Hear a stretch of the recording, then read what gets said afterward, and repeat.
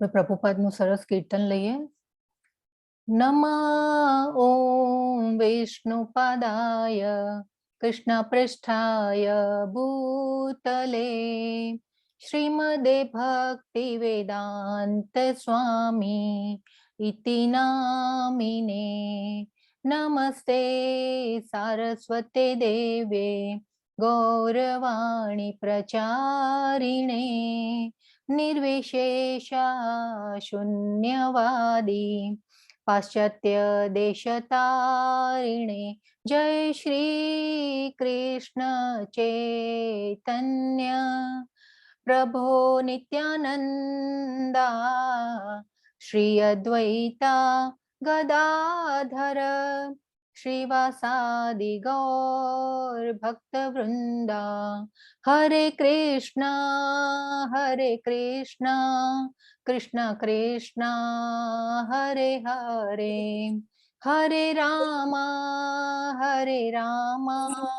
राम राम हरे हरे हरे कृष्णा कृष्ण कृष्ण हरे हरे हरे राम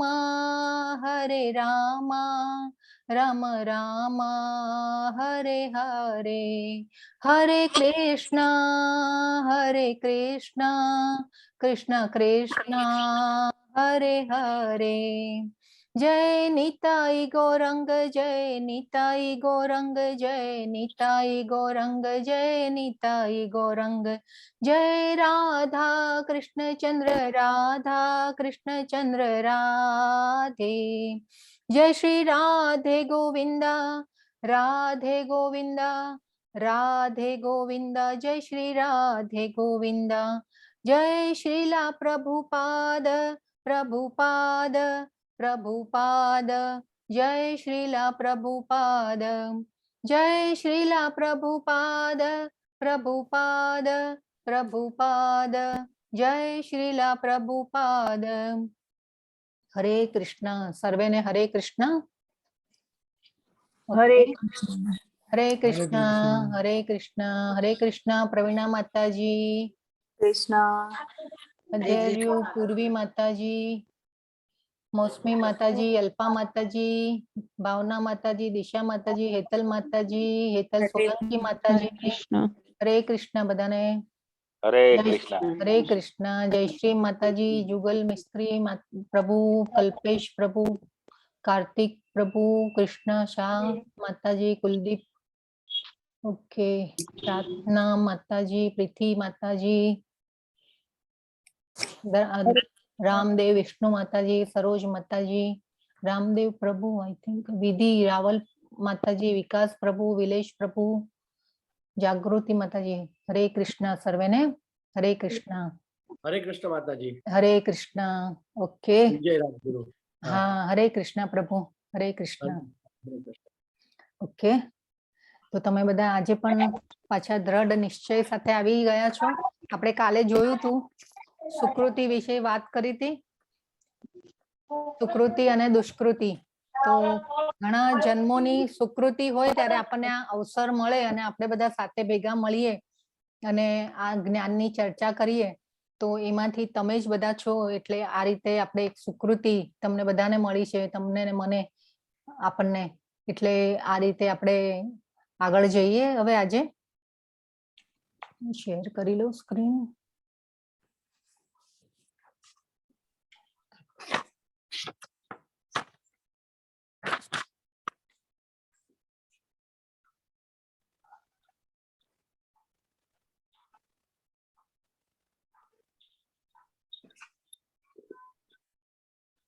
પ્રભુ દેખાય છે મારી સ્ક્રીન બરાબર? યસ માતાજી સ્ક્રીન દેખાય છે બરાબર દેખાય છે માતાજી. હા ઓકે.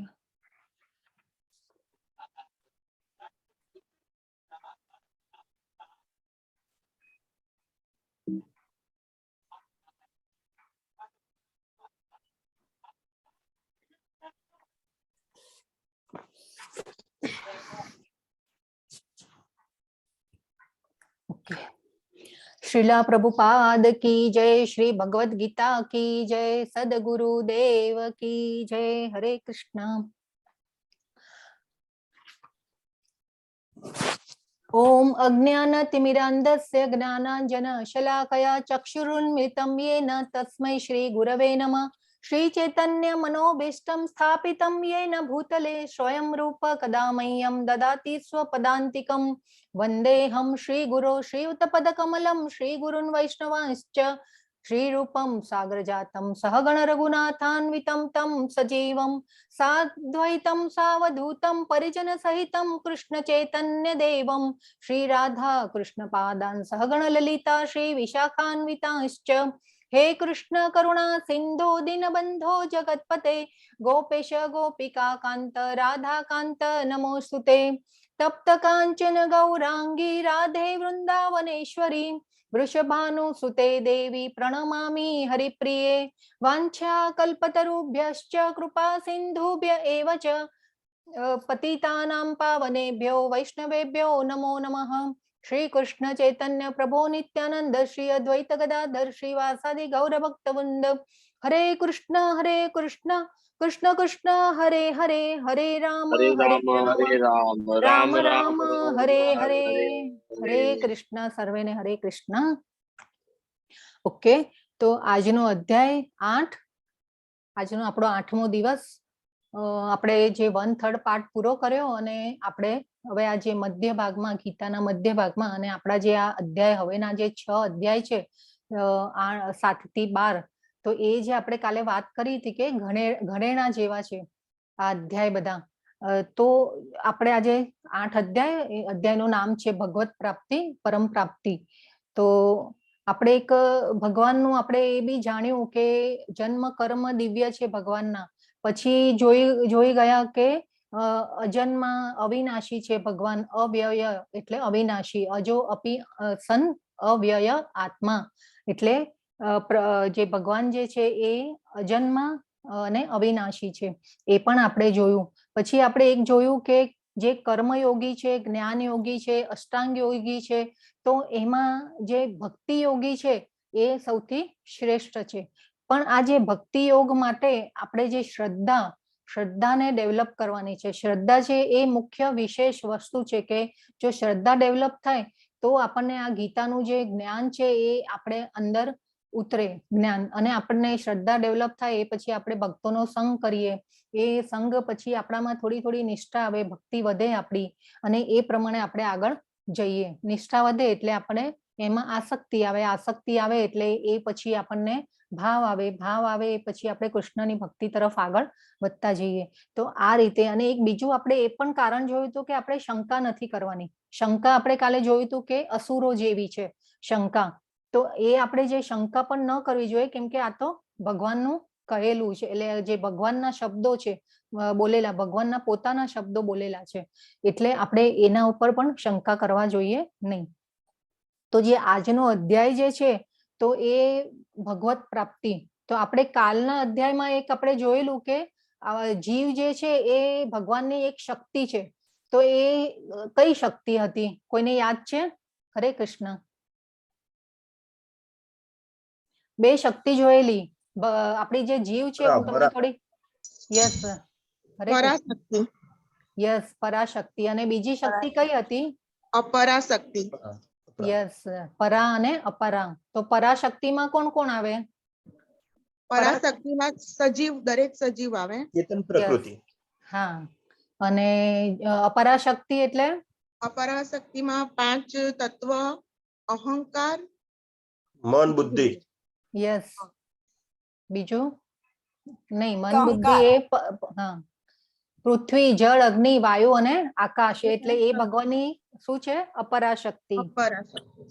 યસ હા, થેન્ક યુ બધાને, ખૂબ ખૂબ બહુ સરસ, ખૂબ સરસ તમે ધ્યાનથી સાંભળો છો અને આ જે દ્રઢ અને નિશ્ચય છે તમારામાં, અને એ જોઈને મને ખૂબ જ આનંદ થાય છે કે તમે આપણે જે કાલે સુકૃતિની વાત કરી હતી કે ભાઈ સુકૃતિ હોય તો જ આ ભગવાનની કૃપા થાય આપણા ઉપર।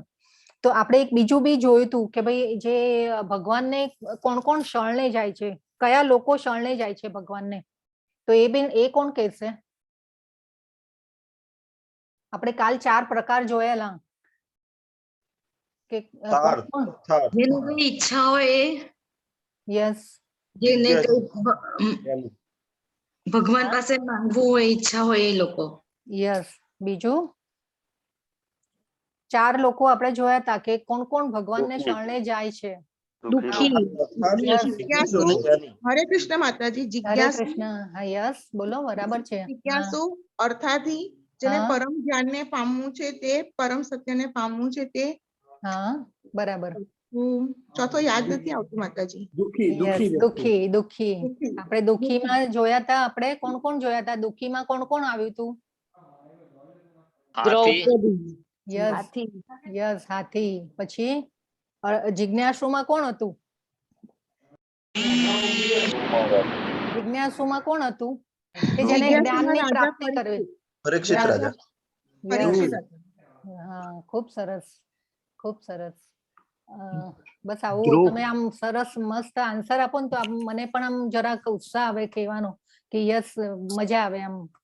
એટલે યસ, જિજ્ઞાસુ એટલે પરીક્ષિત મહારાજ. અને પછી જે છે અર્થાર્થી. અર્થાર્થીમાં ધ્રુવ. કોણ આવે? ધ્રુવ. યસ, ધ્રુવ મહારાજ. અને પછી જ્ઞાનીમાં કોણ આવે? પરીક્ષિત. નહીં. હા, બલી રાજા. યસ, બલી. હા. અને આપણે આજે નૈમિષારણ્યમાં જે ઋષિઓ જે હતા, સૌનક મુનિ અને આપણે જે સૂત ગોસ્વામી પાસેથી એ બધા ઋષિઓ જ્ઞાન લેતા હતા, તો એ જ્ઞાનીમાં આવે. અને આ જે ધ્રુવ મહારાજ છે એ પહેલા અર્થાર્થી હતા અને પછી જ્ઞાનીમાં આવે. એટલે એ રીતે આપણે કાલે જોયું હતું. ઓકે. પછી કોણ, કયા લોકો શરણે નથી જતા ભગવાનના? એ પણ આપણે જોયું હતું કાલે. હા, જે ધર્મમાં નથી, પાપી છે. યસ. પાપી છે ધર્મમાં ને નાસ્તિક માણસ છે. નાસ્તિક. યસ. હા. પછી 4 લોકો જોયા હતા આપણે. અહંકારી. યસ. હા. જે શંકા કરે છે એમની પર. યસ. બીજું? ઓકે. તો આપણે 4 લોકો જોયા હતા. મૂઢ, નરાધમ, આસુરી અને જે નાસ્તિક હોય એ લોકો. અહંકારી તો એકચ્યુઅલી ન કહેવાય. અહંકાર એટલે 2 જાતના અહંકાર હોય કે આપણે જે મિથ્યા અહંકારમાં રહેતા હોય છે કે આપણે જે શરીર માટે જીવતા હોઈએ છીએ, આપણા જે સુખ ઉપભોગ માટે જીવતા હોઈએ છીએ, અને એનો જે અહંકાર હોય એટલે એ અહંકાર. પણ એક બીજો સારો અહંકાર પણ હોય છે. એટલે આમ જોવા જઈએ તો અહંકાર લગભગ એટલે ન આવે. તો આ જે 4 લોકો જે છે એ ભગવાનને શરણે જતા નથી. અને ભગવાને કાલે એ પણ આપણને કહી દીધું કે એવા લોકોને હું ભક્તિ પણ નથી આપતો, એવા લોકોને હું મારી યોગ માયા થ્રુ હું ઢાંકી રાખું છું. એટલે હું દર્શન આપતો નથી, અનુભૂતિ પણ નથી કરાવતો. એવું પણ કાલે ભગવાને એક શ્લોકમાં કીધેલું. બરાબર છે. તો આપણે હવે આગળ જઈએ. ઓકે. તો આપણે જે શ્રી રાધા ગોવિંદા મંદિર છે એમ ભગવદ જે એમને વંદન કરી અને આપણે આગળ જઈએ. તો જે આપણા ગુરુ છે, નામાનિષ્ઠા પ્રભુ, ધર્મેશ્વર દાસ પ્રભુ, એ બધા ગુરુઓને પણ વંદન. અને આજે જ્ઞાનના માટે અને આજે ભગવદ ગીતાના જ્ઞાનના ફેલાવા માટે બહુ મહેનત કરી રહ્યા છે. તો આવા ગુરુઓને પણ વંદન કે જેના દ્વારા આપણે આ જ્ઞાન ચર્ચાનો આપણે લાભ લઈ રહ્યા છે. તો હરે કૃષ્ણ. તો આજનો જે અધ્યાય છે એ અક્ષર બ્રહ્મ યોગ, ભગવદ ગીતાનો જે 8મો અધ્યાય છે, પરમ પ્રાપ્તિ. તો જેમ જેમ આપણે આગળ અધ્યાય જતા જઈએ છીએ એમ એમ આપણે અર્જુન છે, અર્જુનને ભગવાન, પ્લીઝ હરે કૃષ્ણ, બધા મ્યુટ રાખજો. તો એ ભગવાનને જે છે હાયર નોલેજ આપતા જાય છે અર્જુનને. અને આપણે આજે જે જાણવાનું છે તો એ છે આપણી જીવનની મોટામાં મોટી પરીક્ષા. તો હવે આપણને એમ થાય કે ભાઈ પરીક્ષા કેમ આવી? એમ આપણે તો ખાઈએ પીએ છીએ, મોજ મજા કરીએ છીએ, અને આ બધી ભલે છે થોડી તકલીફો, પણ આપણને એમ થાય કે ભાઈ આ પરીક્ષા કેવી? આપણને કેમ પરીક્ષા આપવાની અને કઈ પરીક્ષા આપવાની? બરાબર. તો આપણને એમ થાય કે ભાઈ હવે પ્રભુપાદ અહીંયા બહુ સરસ રીતે સમજાવે છે કે ભાઈ આપણી ખરી જે સાચી પરીક્ષા છે ને એ આપણને જયારે મૃત્યુ આવે ને ત્યારે જ આપણને સમજવામાં આવે કે આપણી સાચી પરીક્ષા ત્યારે જ થાય. એટલે આજે આપણે આખી જિંદગી જીવન દરમિયાન આપણે કેવી રીતે રહ્યા, કેટલી ભક્તિ કરી, અને એ બધાની જે પરીક્ષા જે છે એ મૃત્યુ સમયે જ થાય આપણને. તો જો આપણે ભગવાનનું નામ પહેલેથી આપણે નાનપણથી લીધું હોય અને આપણે ભગવાન ભલે જાગ્યા ત્યારથી સવાર કરીએ, આપણને જ્યારથી જ્ઞાન મળે ત્યારથી આપણે લઈએ, કરીએ, ભક્તિમાં આગળ વધીએ, તો આપણી જે પરીક્ષા જે છે તો એમાં પાસ પણ થઈ જવાય છે. તો આજે આ જે અધ્યાયનો જે હેતુ છે એ આજે મૃત્યુનું સાયન્સ એટલે કે આર્ટ ઓફ ડેથ, તો એ આપણે આજે સમજવાનું છે કે ભગવાન આજે આપણને શું કહેવા માંગે છે. તો જે પરીક્ષિત મહારાજ હતા તો એમને તો ઓલું તક્ષક નાગ આવીને કરડવાનો હતો ને એમનું મૃત્યુ થવાનું હતું. એ આઈ થિંક બધાને આ વાર્તા તમને બધાને ખબર હશે. એટલે એ જે મૃત્યુ થવાનું હતું એમનું, એટલે એમને એમ વિચાર્યું કે ભાઈ 7 દિવસમાં મારું મૃત્યુ થવાનું છે, તો હું હવે શું કરી શકું એમ. તો 7 દિવસમાં એમને વિચાર્યું કે હું ભગવાનને પામવા માટે હું કંઈક કરું એમ. મારું મૃત્યુ તો એમને ખબર હતી કે ભાઈ મૃત્યુ આવવાનું છે. હવે આપણને તો આવી બધી કઈ ખબર જ નથી કે ભાઈ આપણું મૃત્યુ ક્યારે આવવાનું છે. તો જે એમને જે મેળવવાની અને સમજવાની એટલે કે ભગવાનને સમજવાની ત્યાં કોશિશ કરી, પણ આપણી પાસે આવું કઈ છે જ નહીં કે ભાઈ આપણને તો મૃત્યુ ક્યારે આવશે કે બીજી મિનિટે આપણને કે ભાઈ નેક્સ્ટ મિનિટે શું થવાનું છે એ પણ આપણને ખબર નથી હોતી. આગલી 7 સેકન્ડમાં શું થવાનું છે કે 7 દિવસમાં શું થવાનું છે એ પણ આપણને ખબર નથી હોતી. 7 દિવસ પછી આપણે હોઈશું નહીં હોઈએ એ પણ આપણને ખબર નથી કે મૃત્યુ ક્યારે આવવાનું છે. તો આ જે છે અધ્યાયની જે શરૂઆત છે તો એ કેવી રીતે થઈ? તો એ જે આપણે જે લાસ્ટ અધ્યાય હતો કાલનો, તો એમાં એક અર્જુને શબ્દ પકડ્યો હતો અધ્યાત્મ. તો એ અધ્યાત્મ અને એ પછી અર્જુન શબ્દ પકડી અને પાછો ભગવાનને પ્રશ્ન પૂછે છે કે ભાઈ હવે આપણે તો વાત થઈ હતી કે ભાઈ અધ્યાત્મ શબ્દ આવ્યો હતો એટલે અને એક આપણે જોયું હતું કે પ્રયાણ કાલે આપણે જે ભીષ્મ પિતામહનું મૃત્યુનું જે આપણે આ હતું એ કાલે આપણે ભીષ્મ પિતામહનું આખું જે મૃત્યુ જે કેવી રીતે ભગવાનને હાથ પકડીને એ મૃત્યુને પામે છે ભગવાનને સામે દર્શન કરીને, તો એ રીતે આપણે જે મૃત્યુની આપણે કાલે ભીષ્મ પિતામહનું ઉદાહરણ જોયેલું કે મૃત્યુ કેવું હોવું જોઈએ. તો જે પ્રયાણ કાળ જે શબ્દ હતો પ્રયાણ કાળ એટલે કે મૃત્યુ સમય, તો જે મૃત્યુ સમય એટલે આ શબ્દ ઉપરથી અર્જુને પકડી અને પછી પાછા ભગવાનને પ્રશ્ન પૂછે છે. તો જે ભગવાનને પ્રશ્ન પૂછે છે એટલે એ પછી આગળ આપણો અધ્યાય ચાલે છે. તો આ જે ફોટો છે એ કોનો છે? કોણ છે? કોણ કહેશે? હરે કૃષ્ણ. જગન્નાથજી જગન્નાથજી સુભદ્રાબાઈ બલદેવ. યસ, રથયાત્રાનું ચિત્ર છે હા. ભગવાનના. યસ, રથયાત્રા માટે હા. નીકળી રહ્યા છે. યાત્રા.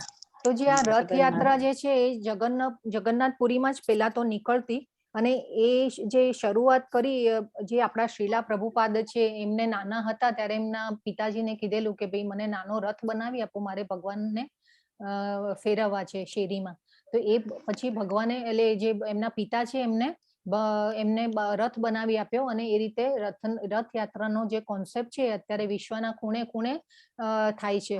એટલે આજે શ્રીલા પ્રભુપાદનું જે નામ સંકીર્તનનું જે આંદોલન છે, અને આ જે લગભગ એમને એ પછી આ રથયાત્રાનો કોન્સેપ્ટ પણ એ લઈ આવ્યા, અને ઓલમોસ્ટ 10 વર્ષની અંદર એમને 108 મંદિરો બાંધ્યા.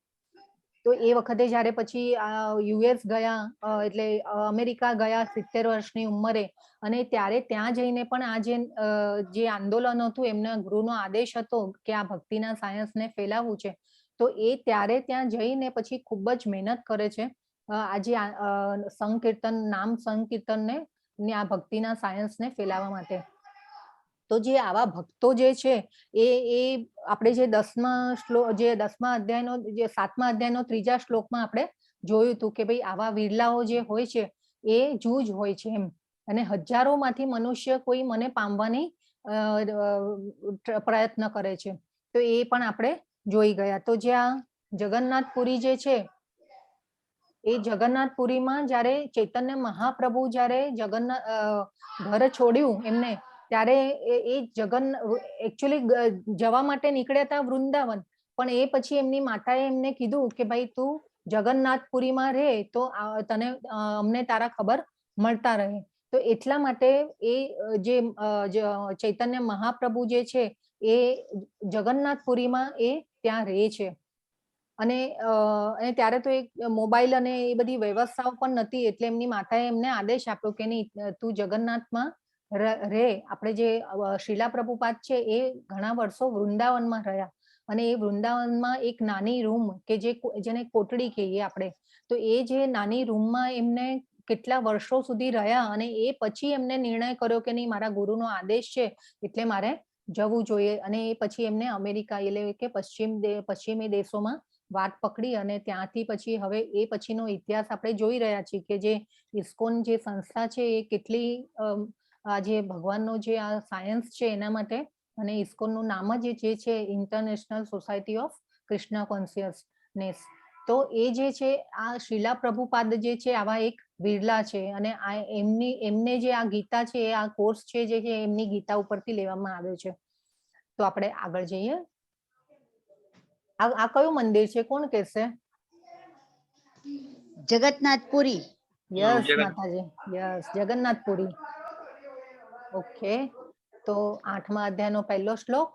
અર્જુન ઉવાચ કિમ તદ બ્રહ્મ કિમ અધ્યાત્મમ કિમ કર્મ પુરુષોત્તમ અભિભૂતમ ચ કિમ પ્રોક્તમ અભિદૈવમ કિમ ઉચ્યતે.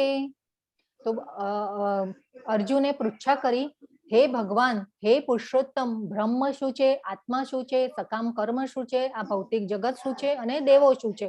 કૃપા કરી આ બધું મને સમજાવો.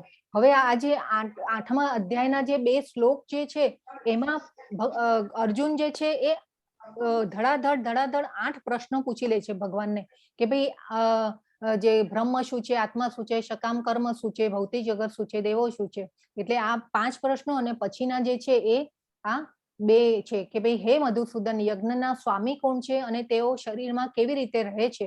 વળી ભક્તિમાં પરોવાયેલા મનુષ્યો અંતકાળે આપને કેવી રીતે જાણી શકે છે? તો આ જે બે શ્લોકો છે એમાં અર્જુને પ્રશ્ન પૂછી લીધા આટલા બધા.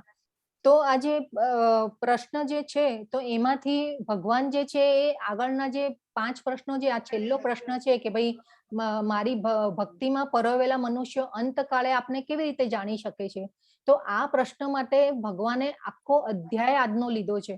બીજા જે આગળના પ્રશ્નો છે એને આગળના 2 શ્લોકમાં ભગવાન જવાબ આપે છે, પણ આ જે છેલ્લો પ્રશ્ન છે એના માટે આખો ભગવાને અધ્યાય લીધો છે. અને આ જે છે એક બહુ ઇમ્પોર્ટન્ટ પોઈન્ટ છે કે ભાઈ ભક્તિમાં પરોવાયેલા મનુષ્યો અંતકાળે આપને કેવી રીતે જાણી શકે છે. તો આ જે છે તો એક આપણે આત્મા માટે ભગવાને કીધું કે ભાઈ હરે કૃષ્ણ. બધા જે પ્લીઝ મ્યુટ રાખજો તો બધા સારી રીતે સાંભળી શકે.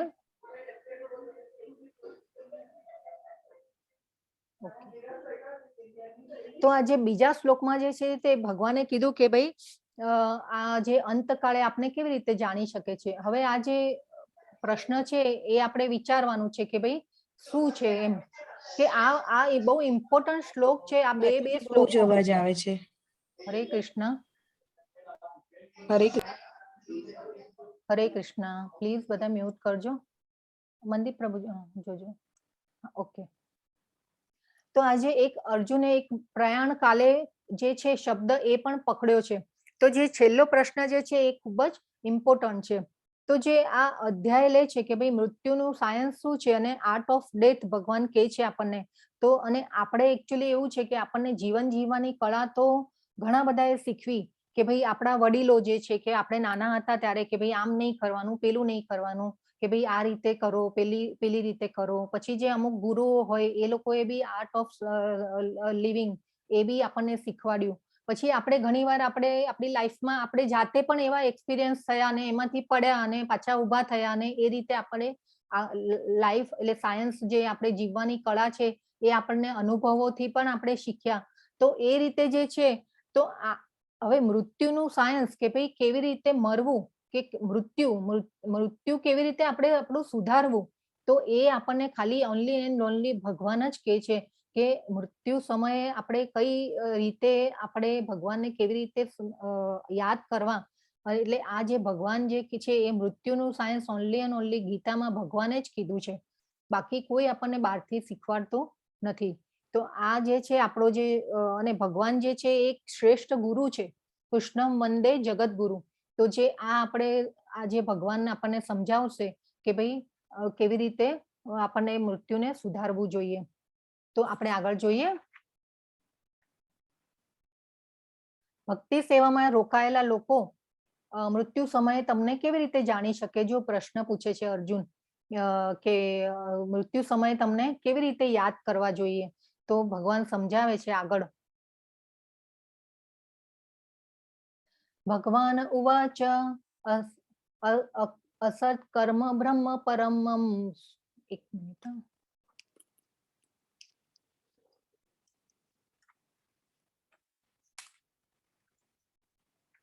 અક્ષરમ બ્રહ્મ પરમમ સ્વભાવો અધ્યાત્મમુચ્યતે ભૂત ભાવોદ્ભવ કરો વિસર્ગ કર્મ સંગીતમ. તો જે ભગવાન જે છે એ કહે છે કે પૂર્ણ પુરુષોત્તમ પરમેશ્વરે કહ્યું અવિનાશી તથા દિવ્ય જીવને બ્રહ્મ કહે છે અને તેના સનાતન સ્વભાવને અધ્યાત્મ અથવા આત્મા કહે છે. જીવોના ભૌતિક શરીરોનો વિકાસ થવાની પ્રક્રિયા સાથે સંકળાયેલા કાર્યોને કર્મ અથવા સકામ કર્મ કહે છે. તો હવે અહીંયા જે ભગવાન છે એ કહે છે કે અવિનાશી તથા દિવ્ય જીવને બ્રહ્મ કહે છે. તો આ જે હવે બ્રહ્મ શબ્દ જો આપણે પહેલા પણ આવેલો, કોઈને યાદ છે બ્રહ્મ? બ્રહ્મ એટલે શું? આપણે પહેલા બીજા અધ્યાયમાં જોયેલું, આપણે ભગવાનની વ્યાખ્યા સમજેલી કે ભગવાનની અનુભૂતિ કેવી રીતે કરી શકાય. તો એમાં આપણે બ્રહ્મ શબ્દ આવેલો. બ્રહ્મ પરમાત્મા અને ભગવાન. તો જે આ અવિનાશી, તો કે છે કે ભગવાન કહે છે કે અવિનાશી અને દિવ્ય જીવને બ્રહ્મ કહે છે. તો હવે આ જે આપણને પ્રશ્ન થાય કે ભાઈ એ બ્રહ્મમાં તો તમે કીધું તું કે ભાઈ આ દિવ્ય જ્યોતિ એટલે કે જે ભગવાનનું દેદીપ્યમાન તેજ છે એ જ બ્રહ્મ જ્યોતિ છે. તો પછી અહીંયા બ્રહ્મ અને અવિનાશી દિવ્ય જીવને બ્રહ્મ કે છે, તો આ શું? તો એ જે બ્રહ્મનો જે અર્થ છે એ અલગ અલગ અવસ્થાઓમાં એટલે કે અલગ અલગ જગ્યાએ અલગ અલગ થતો હોય છે. આપણે એક બીજો બી શ્લોક જોયેલો આગળ બ્રહ્મ માટે કે એમાં અલગ અલગ શબ્દો થતા હતા બ્રહ્મના. તો અહીંયા જે બ્રહ્મ જે છે એમાં છે કે અવિનાશી તથા દિવ્ય જીવને બ્રહ્મ કહે છે એટલે કે આત્મા. તો અને તેના સનાતન સ્વભાવને અધ્યાત્મ અથવા આત્મા કહે છે. તો જે આત્માનો આપણો સ્વભાવ જે છે એ મૂળ સ્વભાવ આત્માનો શું છે કે અધ્યાત્મ એટલે કે દિવ્ય જીવ છે. એટલે સનાતન, શાશ્વત અને અધ્યાત્મ એટલે કે આત્મા જે છે એનો મૂળ ગુણ જે સ્વભાવ છે એ અધ્યાત્મ એટલે કે આધ્યાત્મિક છે.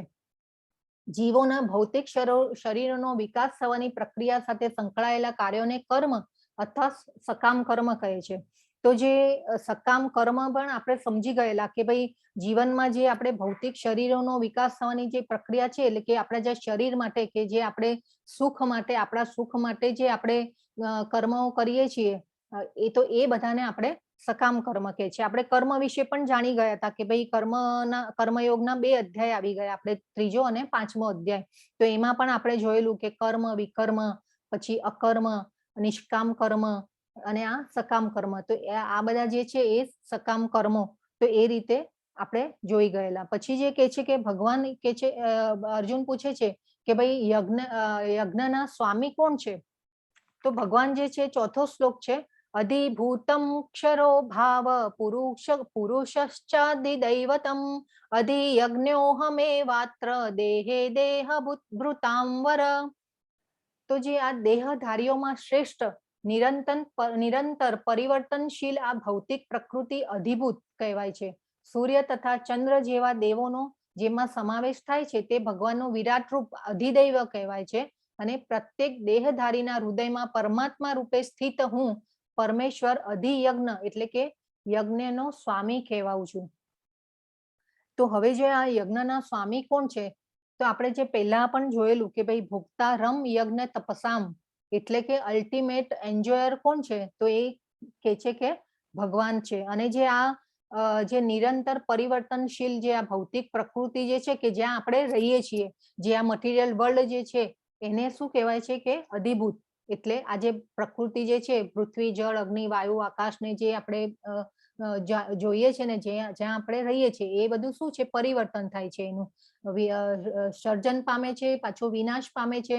તો એ રીતે જે છે એ જે પ્રકૃતિ છે ભગવાનની એને અધિભૂત કહેવાય છે. અને જે આ ગ્રહ મંડળો છે, બ્રહ્માંડો જે છે, સૂર્ય, ચંદ્ર અને બીજા જે લોકો આપણે જે ગોલોક ચાર્ટમાં આપણે બધા જોયેલા 14 લોક, તો એ જે બધા છે એ ભગવાનની આધિદૈવ એટલે અધિદૈવ પ્રકૃતિ કહેવાય છે. અને પ્રત્યેક દેહધારીના હૃદયમાં જે પરમાત્મા રૂપે ભગવાન રહે છે એને અધિયજ્ઞ કહેવાય છે. તો એટલે જે યજ્ઞનો સ્વામી ભગવાન છે. એટલે કે જે બી આપણે યજ્ઞ કરીએ, કે જે આપણે જપ યજ્ઞ કરીએ, કે ભાઈ આપણે ભગવાનની સેવા કરીએ, કે ભગવાન માટે જે પણ કંઈ કર્મ કરીએ, તો એ ભગવાને આપણને કીધું હતું કે એ જે યજ્ઞમાં આહુતિ આપવા જેવો જ છે, એટલે કે યજ્ઞ જ છે એમ. એટલે આપણે જે અલ્ટિમેટ એન્જોયર જે છે એ ભગવાન છે અને અધિયજ્ઞ છે. તો એ આપણે સમજવાનું છે. હવે જે છે આ 5મો જે શ્લોક છે એ ખૂબ જ ઇમ્પોર્ટન્ટ શ્લોક છે. અને આ જે શ્લોક છે ને, આપણે ઘણીવાર કેવું હોય કે ભાઈ આપણને કોઈ ફોટો ગમતો હોય તો આપણે એને કેવું આમ મોટી ફ્રેમ કરાવીને મૂકી દઈએ. તો આ જે શ્લોક છે જે એ આવો શ્લોક છે કે આને જિંદગીમાં આપણને ફિટ જડ બેસાડી દેવાનો છે મગજમાં, એવો શ્લોક છે. તો જે શ્લોક જે છે, અંતકાલે ચ મામેવ સ્મરન મુક્ત્વા કલેવરમ યહ પ્રયાતિ સમદ્ભાવમ યાતિ નાસ્ત્યત્ર સંશયઃ. જે મનુષ્ય મૃત્યુ સમયે કેવળ મારું સ્મરણ કરતો શરીર તજે છે તે તરત જ મારી પ્રકૃતિને પામે છે. આમાં લેશ માત્ર સંદેહ નથી. એટલે આપણે જોયું કે આ જે છે કેવી રીતે જીવવું અને કેવી રીતે મરવું એ પણ ખૂબ જ મહત્વનું છે. એ અહીંયા ભગવાન આપણને સમજાવે છે આ શ્લોકમાં. તો જે અંતકાલે એટલે કે છેલ્લો સમય, ચ મામ, જો પાછો મામ શબ્દ આવ્યો એટલે મારું, પછી સ્મરણ મુક્ત્વા એટલે કે મને યાદ કરીને, મારું સ્મરણ કરીને, કલેવરમ એટલે કે શરીર છોડી દેવું, પછી જે છે યહ પ્રયાતિ તો જે છે એટલે કે પામે છે, પછી મદભાવમ એટલે કે મારા ભાવને, અને નાસ્તિ સંશયમ એટલે આના માટે કોઈ સંદેહ નથી, કે આના ઉપર કોઈ શંકા કરવા જેવી નથી કે મારી એ જે છેલ્લે મૃત્યુ સમયે જે પણ કોઈ મારું સ્મરણ કરશે તો એમાં શંકા કરવા જેવું કંઈ જ નથી, નિસંદેહ મારી પ્રકૃતિને પામશે, એમ ભગવાને અહીંયા કહી દીધું. અને આ ભગવાનના શબ્દો છે એટલે આપણે જે એકદમ મગજમાં ફિટ બેસાડી દેવાના છે. તો આપણને કોઈ કહે કે ભાઈ તમારું કાલે મૃત્યુ થવાનું છે, તો આપણે શું વિચારીએ? પહેલા તો કેવું આમ આપણે તો આમ મગજમાં આમ કેવી હલબલ મચી જાય કે ભાઈ હા, ઓ માય ગોડ, હવે કાલે શું થશે? અને પાછું પહેલું તો યાદ શું આવે આપણને કે ભાઈ આપણને પ્રોપર્ટી યાદ આવે, બેંક બેલેન્સ યાદ આવે, આપણા સંતાનો યાદ આવે, અને કેટલું કંઈક જાત જાતનું મગજમાં આવી જાય કે ભાઈ હવે શું કરવાનું છે. અને ઘણીવાર તો હવે ઘણીવાર આપણે એવા કેસ પણ જોયેલા હોય છે કે જ્યારે પેશન્ટો કોઈ હવે હોસ્પિટલમાં એવા કોઈ પેશન્ટો હોય કે જેને એવું હોય કે ભાઈ ડોક્ટર કહી દે કે ભાઈ હવે આ છેલ્લો ટાઈમ છે, આટલો જ ટાઈમ બચ્યો છે, એ રીતે પણ આપણે એવા કેસો જોયેલા છે. જોકે એકચ્યુઅલી ત્યારે ડોક્ટર કહી દે કે ભાઈ આ આટલો જ ટાઈમ બાકી છે, હવે તમારે જે કરવું હોય એ કર્યો એમ. તો આ રીતે જે આપણે આવા પણ કેસો જોયેલા. એકચ્યુઅલી તો જન્મ મૃત્યુ જે છે એ ભગવાનના જ હાથમાં છે. એ ડોક્ટરો ઘણીવાર એટલે કે ડોક્ટરો જે છે એ એમના ઓલા પ્રમાણે કહેતા હોય છે, પણ જન્મ અને મૃત્યુ એ ભગવાનના જ હાથમાં છે. તો એ પછી જે આવી રીતે થયા પછી પણ જે ઘણા લોકો જે છે એ મોહમાં આવે છે, અને એટલે આપણે એવા બી કેસીસ સમાજમાં જોયેલા છે કે ભાઈ છેલ્લા ટાઈમે જે છે ને એ આમ કે ભાઈ ચલો હવે ઘણા એવા સાઈન કરાવી દો ભાઈ કે ચલો હવે આ પપ્પાની જે પ્રોપર્ટી છે તો આને આ કરાવી દો, પેલું કરાવી દો, સહી સિક્કા કરાવી દો, અને એવા ઘણા આપણને કેસો જોવા મળે છે. તો એ જે આપણી ચેતના જે છે એ ચેતનાને આપણે મરતી વખતે જે આગળ ભગવાન કહેશે આપણને કે ભાઈ જે ચેતના લઈને આપણું મૃત્યુ થશે એ પ્રમાણે આપણને આગળની ગતિ મળશે. તો એ આપણે આગળ જોઈશું. પણ આ જે શ્લોક છે એ ખૂબ જ મહત્વનો છે. અને આ જે પરીક્ષિત મહારાજ જે છે એ આનું ઉમદા ઉદાહરણ છે કે પરીક્ષિત મહારાજને ખબર તો હતી કે ભાઈ મને 7 દિવસ પછી તક્ષક નાગ કરડી અને મારું મૃત્યુ થવાનું છે. તો એ જે દિવસ રાત એ ખાધા પીધા વગર એ સુખદેવજી પાસે એમના એટલે ગુરુ કરે છે અને એમને કહે છે કે ભાઈ મને તમે જ્ઞાન આપ્યો. અને આ જે શ્રીમદ ભાગવતનું જે જ્ઞાન લે છે પરીક્ષિત મહારાજ, અને એ પછી જે એમનો એ 7 દિવસ પછી એમનું મૃત્યુ થાય છે.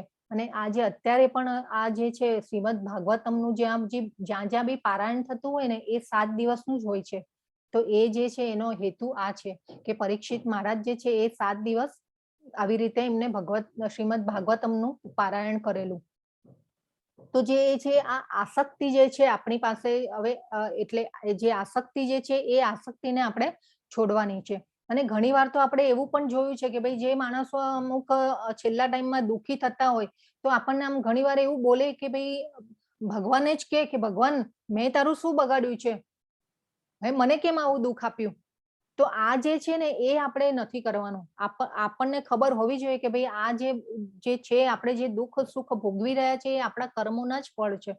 તો એ આપણે ખૂબ જ એકદમ સમજવાનું છે કે આપણે આ રીતે જે છે એટલે આ વસ્તુ જે છે એ નથી કરવાની. તો હવે આ આટલું ગીતાનું જે ભગવદ્ ગીતા જે છે ભગવાને શબ્દો કહેલા છે એટલે આપણે એના ઉપર શ્રદ્ધા રાખવાની છે. તો એ જે છે કર્મોના ફળ એ આપણે ભોગવીએ છીએ. તો અને આજે આપણે 7મા જે અધ્યાયનો 3જો શ્લોક હતા એ પણ સમજ્યા હતા કે ભાઈ હજારો મનુષ્યોમાંથી મને જૂજ લોકો જ સમજી શકે છે અને સિદ્ધિ પ્રાપ્ત કરવાની કોશિશ કરે છે. હવે આપણે જોયું કે ભાઈ ઘણા તપસ્વીઓ છે, યોગીઓ છે, સિદ્ધિ પ્રાપ્તિ માટે ઘણું બધું કરતા હોય છે, પરંતુ જો જૂજ લોકો એવા હોય છે કે ભાઈ એને જાણી શકે છે ભગવાનને. એટલે જેવી રીતે આપણે અહીંયા ચર્ચા કરી રહ્યા છે તો એ રીતે આપણે સમજવાનું છે કે આ જે જ્ઞાન છે એમાં શ્રદ્ધા રાખીને આપણે આગળ ચાલવાનું છે, શંકા નથી કરવાની. શંકા છે એ શ્રદ્ધાને તોડી પાડે છે. એટલે આ જે શંકા જે છે ને એ અસુર જેવી હોય છે. એટલે આપણે એ ખૂબ જ સમજવાનું છે. તો જે આપણે આગળ જોઈએ, જે હવે આ જે છે ભીષ્મ પિતામહ, કાલે પણ આપણે જોયું હતું કે ભીષ્મ પિતામહનું મૃત્યુ કેટલું સરસ રીતે ભગવાન એમને મૃત્યુ સમયે ભગવાન સામે એમને મૃત્યુમાં હાજર હોય છે અને આ રીતે મૃત્યુ પામે છે. તો જે એમને તો ઈચ્છા મૃત્યુનું વરદાન હતું અને એ પાછું એમનો હાથ પકડી ભગવાનનો અને એ ખૂબ જ સરસ વિષ્ણુ સહસ્ત્ર નામની સ્તુતિ કરે છે ભગવાનની અને વાંગમયી પૂજા કરે છે ભગવાનની. અને એ પછી એમના સ્વરૂપનું જે વીર રસમાં જે સ્વરૂપના દર્શન કરતા હોય છે તો એ એમના સ્વરૂપના દર્શન કરી અને મૃત્યુને પામે છે. તો આપણે અહીંયા એક જો અર્જુન જે છે જ્યારે એ જે એમનો છેલ્લો ટાઈમ હોય છે ભીષ્મ પિતામહનો, ત્યારે એમને પાણીની તરસ લાગી હોય છે અને ભીષ્મ પિતામહ જે છે એમનું માથું એમનું જે શરીર છે એ બાણોની નીચે થયેલું હોય છે, એટલે કે ટકી રહ્યું હોય છે. અને પણ માથું જે છે એ માથું એમને માથું મૂકવા માટે કોઈ એવી ટેકો હોતો નથી. એટલે એ ભગવાનને કહે છે કે ભાઈ મને આ ટેકો મૂકવા માટે એટલે કે માથાની નીચે કંઈક મૂકો, અને પાણીની તરસ લાગી હોય છે એટલે એ બોલે છે. એટલે પછી ત્યાં કૌરવો પાંડવો બધા જ હાજર હોય છે. તો એ જોઈ અને પછી દુર્યોધન કહે છે અને દુર્યોધન તાળી પાડે છે અને દુર્યોધન દ્વારપાલને કહે છે કે ભાઈ પાણીની વ્યવસ્થા કરો અને આ જે ભગવાનને કંઈ એવું ઓલું આપો, ટેકો આપો.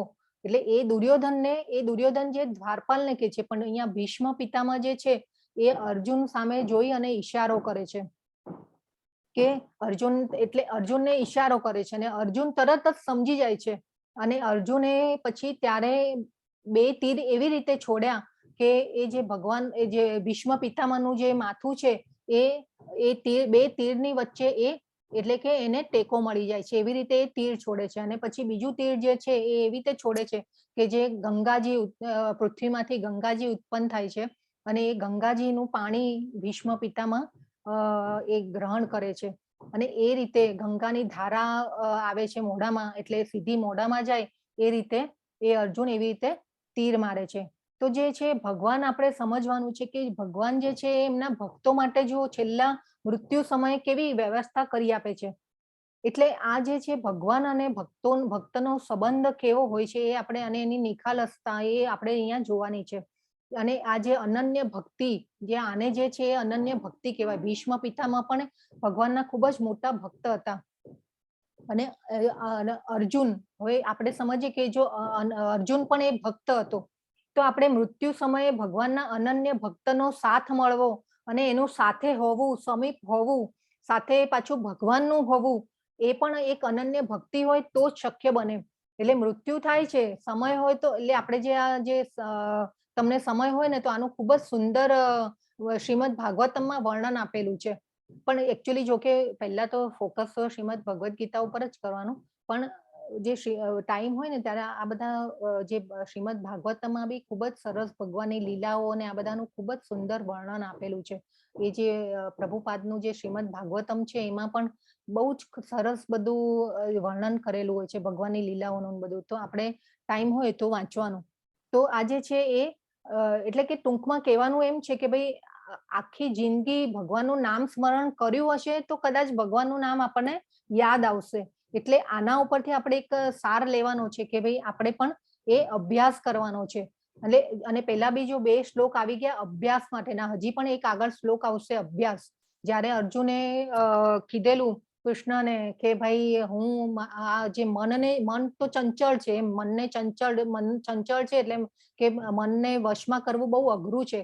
વાયુને હું કદાચ રોકી શકું પણ મનને અઘરું છે. અને જે અષ્ટાંગ યોગ માટે બી કીધું હતું, પણ અષ્ટાંગ યોગમાં બી અર્જુને કીધું કે નહીં, આ પણ મારાથી નહીં થાય, કેમ કે મન ચંચળ છે, હું આને વશમાં કરી શકીશ નહીં. અષ્ટાંગ યોગ બી હું નહીં કરી શકું, એ બી અર્જુને કહેલું હતું. એટલે ભગવાને ત્યારે એને સમજાવેલું કે ભાઈ અભ્યાસ દ્વારા કોઈ પણ વસ્તુ શક્ય છે. એટલે આપણે પણ જે આ ભગવાનની ભક્તિ સેવામાં આપણે અભ્યાસ કરવાનો છે.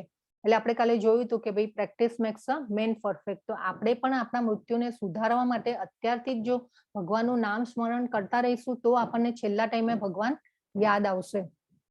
અને આ જે ભીષ્મ પિતામહ છે એમનું નામ તો 12 મહાજનોમાં આવે છે. એટલે એમાં શિવજી, બ્રહ્માજી, પછી 4 મનુઓ, બલિ મહારાજ, પછી આ જે બધા છે યમદેવ, એટલે આ રીતે 12 મહાજનો છે, એમાં ભીષ્મ પિતામહનું નામ આવે છે. તો આ ભીષ્મ પિતામહનું એક ઉદાહરણ છે કે આવી રીતે એમને દેહ ત્યાગ કરેલો ભગવાનને જોતા જોતા.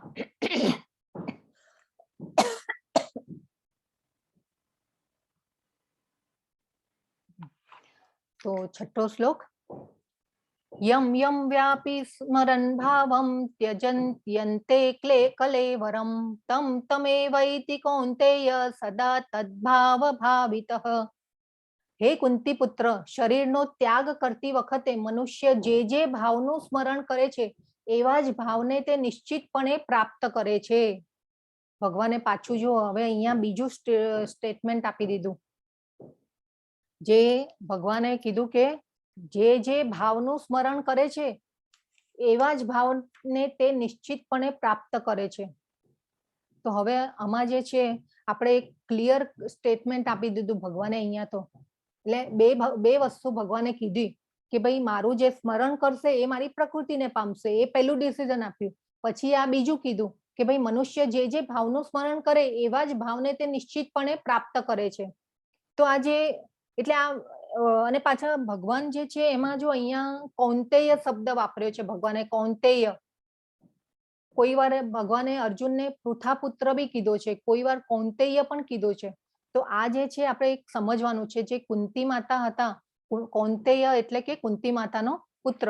તો જે આનો અર્થ એ થાય છે કે કુંતી માતા જે છે એટલા જે એ પણ એકદમ જે છે ને કે એકદમ વ્યક્તિ તરીકે જે એકદમ મનોબળી, એટલે જે વિલ પાવર જે હતો એમનો ખૂબ જ જો એટલે કે આપણે એમ બહુ શક્તિ એવી જે મૂકે ને ભગવાન, એટલે એવી જે કે દુઃખો આપે, દુઃખોને પણ એ સહન કરી શકે એવા હતા. તો જે કુંતી માતા જે છે એ આ રીતે ભગવાન જે છે એમને કે છે, જ્યારે ભગવાન જ્યારે યુદ્ધ પૂરું થયું અને પછી જ્યારે નીકળે છે ત્યારે ભગવાનને કહે છે કે ભાઈ મારા દુઃખો પૂરા થયા અને તમે જઈ રહ્યા છો. તો ભગવાન ત્યારે હું તમારી પાસે હતી, તમે દુઃખ આપ્યું ત્યારે હું તમારી પાસે હતી, અને જે હવે તો એક કામ કરો, મને દુઃખો મારા પાછા આપી દો, મારે તમારી સાથે જ રહેવું છે. એટલે એ રીતે કુંતી માતા જે છે એ ભગવાનને પ્રાર્થના કરે છે. એટલે આ જે કુંતી માતાની જે પ્રાર્થનાઓ જે છે ને એનું એક પુસ્તક પ્રભુપાદે એક અલગ બનાવેલું છે, એ બી ખૂબ જ સુંદર છે. તો એ બી આપણે જે કુંતી માતાએ જે ભગવાન માટે જે પ્રાર્થનાઓ કરેલી છે એ એમાં છે. તો તમે ક્યારેક એ પણ જોજો. તો એટલે આવા ભક્તો જે છે, આવા પણ ભક્તો છે કે જે ભગવાન પાસે દુઃખ માંગે છે. હવે આપણે કોઈ દિવસ દુઃખ માંગી શકીએ? એ વસ્તુ આપણે ન કરી શકીએ. તો આપણે શું કરીએ કે ભાઈ આપણે તો એમ કરીએ કે ભાઈ ભગવાન, આપણે ભગવાન પાસે જઈએ તો ભગવાન આ આપી દો ને પેલું આપી દો ને આની રક્ષા કરો ને પેલાની રક્ષા કરજો ને ભગવાનને આપણે પૂછ્યું કે ભાઈ ભગવાન તમે કેમ છો? આપણે કોઈ દિવસ એવું તો પૂછતા જ નથી ભગવાને કે ભાઈ તમે કેમ છો? તો આપણે જે છે ભગવાન, એકચ્યુઅલી તો ભગવાન અંતર્યામી છે, ભગવાનને તો ખબર છે કે આપણને શું આપવાનું છે. પણ હા, જરૂર આપણે એ પ્રાર્થના જરૂર કરી શકીએ કે ભાઈ ભક્તિ કરવાની શક્તિ આપજો મને, અને આ મૃત્યુ સમયે તમારું ચોક્કસ સ્મરણ યાદ કરાવજો. તો એ ભગવાન આપણને શક્તિ આપે ને આપણે જે મેઇન અભ્યાસનું કીધું ભગવાને, તો એ આપણે અભ્યાસ ચાલુ રાખીએ તો આપણને મૃત્યુ સમયે ભગવાન આપણને યાદ આવે. તો જે છે તો આપણે એક આ વસ્તુ સમજવાનું છે કે ભાઈ ભગવાનનું જે સ્મરણ કરી અને ભક્તિ કરવાની શક્તિ આપે અને એમને યાદ કરી અને પછી આપણે જે ઉચ્ચ જીવ આપણે થઈ શકીએ. તો આ રીતે આપણે સમજવાનું છે. તો એ જે છે ભગવાન જે કહે છે કે ત્યારે એટલે આ કુંતી માતાને જો તમે ભગવાને એ વખતે પણ જ્યારે ગીતા કહેવાતી હતી અર્જુનને, ત્યારે પણ ભગવાને યાદ કર્યા છે. એટલે ત્યારે તો કેવું વાતાવરણ હતું કે આ બાજુ 18 અક્ષોની સેના હતી દુર્યોધનની, આ બાજુ 7 અક્ષોની સેના પાંડવોની હતી અને બધા એકબીજાને મારવા માટે ભેગા થયેલા હતા. પણ તે છતાં બી ત્યારે બી ભગવાનના જે શબ્દોમાં કૌંતેય શબ્દ આવ્યો છે. એટલે એ ભગવાનના ભક્તોને આલે કે આવા ભક્તોને ભગવાન ત્યારે પણ યાદ કર્યા છે. એટલે આ એક જે એક મૂળ હેતુ છે કૌંતેય કહેવાનો, કે કૌંતેય ભગવાન અર્જુનને કહે છે કે એટલે અર્જુનને ભગવાન સમજાવે છે કે તું કુંતી માતાનો પુત્ર છે, તું કેમ આવા ડિપ્રેશનમાં આવી ગયો છે એમ. કે એ કુંતી પુત્ર હતા એટલે એ રીતે સમજાવે છે કે તું તારી માતાનો પુત્ર છે, તું કેમ આવી મલિનતા તારામાં ક્યાંથી આવી, એ ભગવાને એમને સમજાવ્યો છે. તો આ જે છે ભક્તો, તો આ જે બે ડિસિઝન આપ્યા કે ભાઈ મૃત્યુ સમયે આપણને ભગવાન યાદ એટલે ભગવાનને યાદ કરવા જોઈએ અને જે ભાવમાં જે સ્મરણ થાય એવા ભાવને આપણે નિશ્ચિતપણે પ્રાપ્ત કરીએ છીએ. તો જે અને એ પછી જો આપણે ભગવાનને યાદ નથી કરતા તો પછી શું થઈ શકે કે ભગવાને 84 લાખ મોડેલ તો રેડી રાખ્યા જ છે, આપણે એમાં જવાની તૈયારી રાખવાની. તો આ રીતે આપણે જોયું તું ગૌલોક ચાર્ટમાં પણ આપણે જોયું તું કે ભાઈ આપણે ક્યાં જવાનું છે અને ક્યાંથી ક્યાં ટ્રાવેલ કરવાનું છે.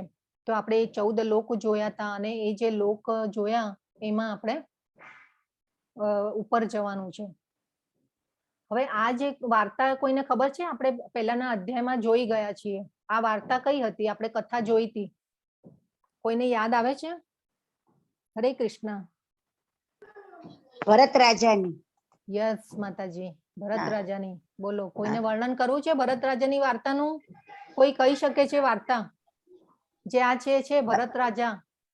ભરત રાજા છે એ ઘર છોડી અને વનમાં ગયા, તો વનમાં એને મોહ લાગ્યો હરણ ઉપર, અને હરણ બચ્ચું ને પાડી એમાં મોહ લાગ્યો એટલે એને આસક્તિથી બીજો જન્મ હરણનો આવ્યો. અને બીજા જન્મમાં એને હરણમાંથી એને યાદ રહી ગયું આગલા જન્મનું કે હું હરણ નથી, એમ મારા જન્મ હરણમાં થયો છે. એટલે બીજે બધે મોહ છોડી અને ભગવાનની પ્રાપ્તિ માટે જ હરણનું જીવન પૂરું કર્યું. યસ. હા, તો જે આપણે વાર્તા જોયેલી એમાં એ જે આ ભારત દેશનું આપણું નામ પડ્યું એ ભરત રાજા છે અને આવી રીતે હરણમાં આસક્તિ થઈ અને ત્રીજો જન્મ પણ એમને પાછું બ્રાહ્મણ કુળમાં મળ્યો અને એ રાજાની પાલખી જતી હતી ત્યારે રાજાની પાલખીમાં એમને ઉપાડવાની હતી પાલખી અને લઈને જતા હતા ત્યારે પણ જે એ રસ્તામાં કીડીઓ ન મરે ને એના માટે પણ એ કૂદકા મારી મારીને જતા હતા. અને આ વખતે તો ત્રીજા જન્મમાં તો એમને નક્કી કરી નાખ્યું કે ભાઈ આ વખતે તો બોલવું જ નથી, હું બોલું તો કંઈક ફસાવું એમ. એટલે પછી એમને અને એ ત્યારે જયારે રાજા કહે છે કે ભાઈ આ ગાંડો માણસ કોણ છે કે આવી રીતે કેમ આ પાલખી હાલમ ડોલમ થાય છે. એટલે જે રાજા છે એ બહુ ગુસ્સે થઈ જાય છે અને નીચે ઉતરે છે અને જળ ભરતને પૂછે છે કે ભાઈ શું છે. એટલે એ પછી જયારે જળ ભરત બોલવાનું સ્ટાર્ટ કરે છે ને એ કહે છે કે ભાઈ હું આવી રીતે મારું જે છે એ આસક્તિ થઈ હતી પહેલા જન્મમાં અને પછી આ રીતે હું હરણનું બીજા જન્મમાં હરણ થયો અને એ પછી જયારે બીજા જન્મમાં હરણનો અવતાર લે છે ત્યારે મંદિરોની જે આ પ્રસાદની જે ઉચ્ચિષ્ટ હોય એ ખાઈ અને પછી એમનું એટલે ત્યાં એવી રીતે ચલાવે છે ગુજરાન એમનું. અને એમને પાછી જે આ ભક્તિ કરેલી હોય છે પહેલા જન્મમાં, અને તપસ્વી હોય છે એટલે એ પાછી પૂર્વજન્મનું બધું યાદ હોય છે, એટલે એ હરણ તરીકે એવી રીતે એ પ્રસાદ ભગવાનનો ને એ જે ઉચ્ચિષ્ટ પ્રસાદનું જે હોય એ ખાઈ અને એમનું ગુજરાન કરે છે. અને એ પછી હરણ પછી મૃત્યુ પામીને આ રીતે આ ત્રીજા જન્મમાં બ્રાહ્મણ કુળમાં જન્મ લે છે, અને એ પછી આવી રીતે અને એ પછી રાજાને જ્ઞાન થાય છે, અને એ જળ ભરતમાંથી પછી એ આવી રીતે ત્યારે એ જે એટલે કે જે આપણે એમાંથી સમજવાનું છે કે જે આસક્તિ જે છે, એટલે આ જે ભગવાને કીધું કે ભાઈ જે ભાવમાં મને મારું સ્મરણ કરશે એ પ્રમાણે એની ગતિ થશે, એટલે આપણે આ વસ્તુને અહીંયા સમજવાની છે.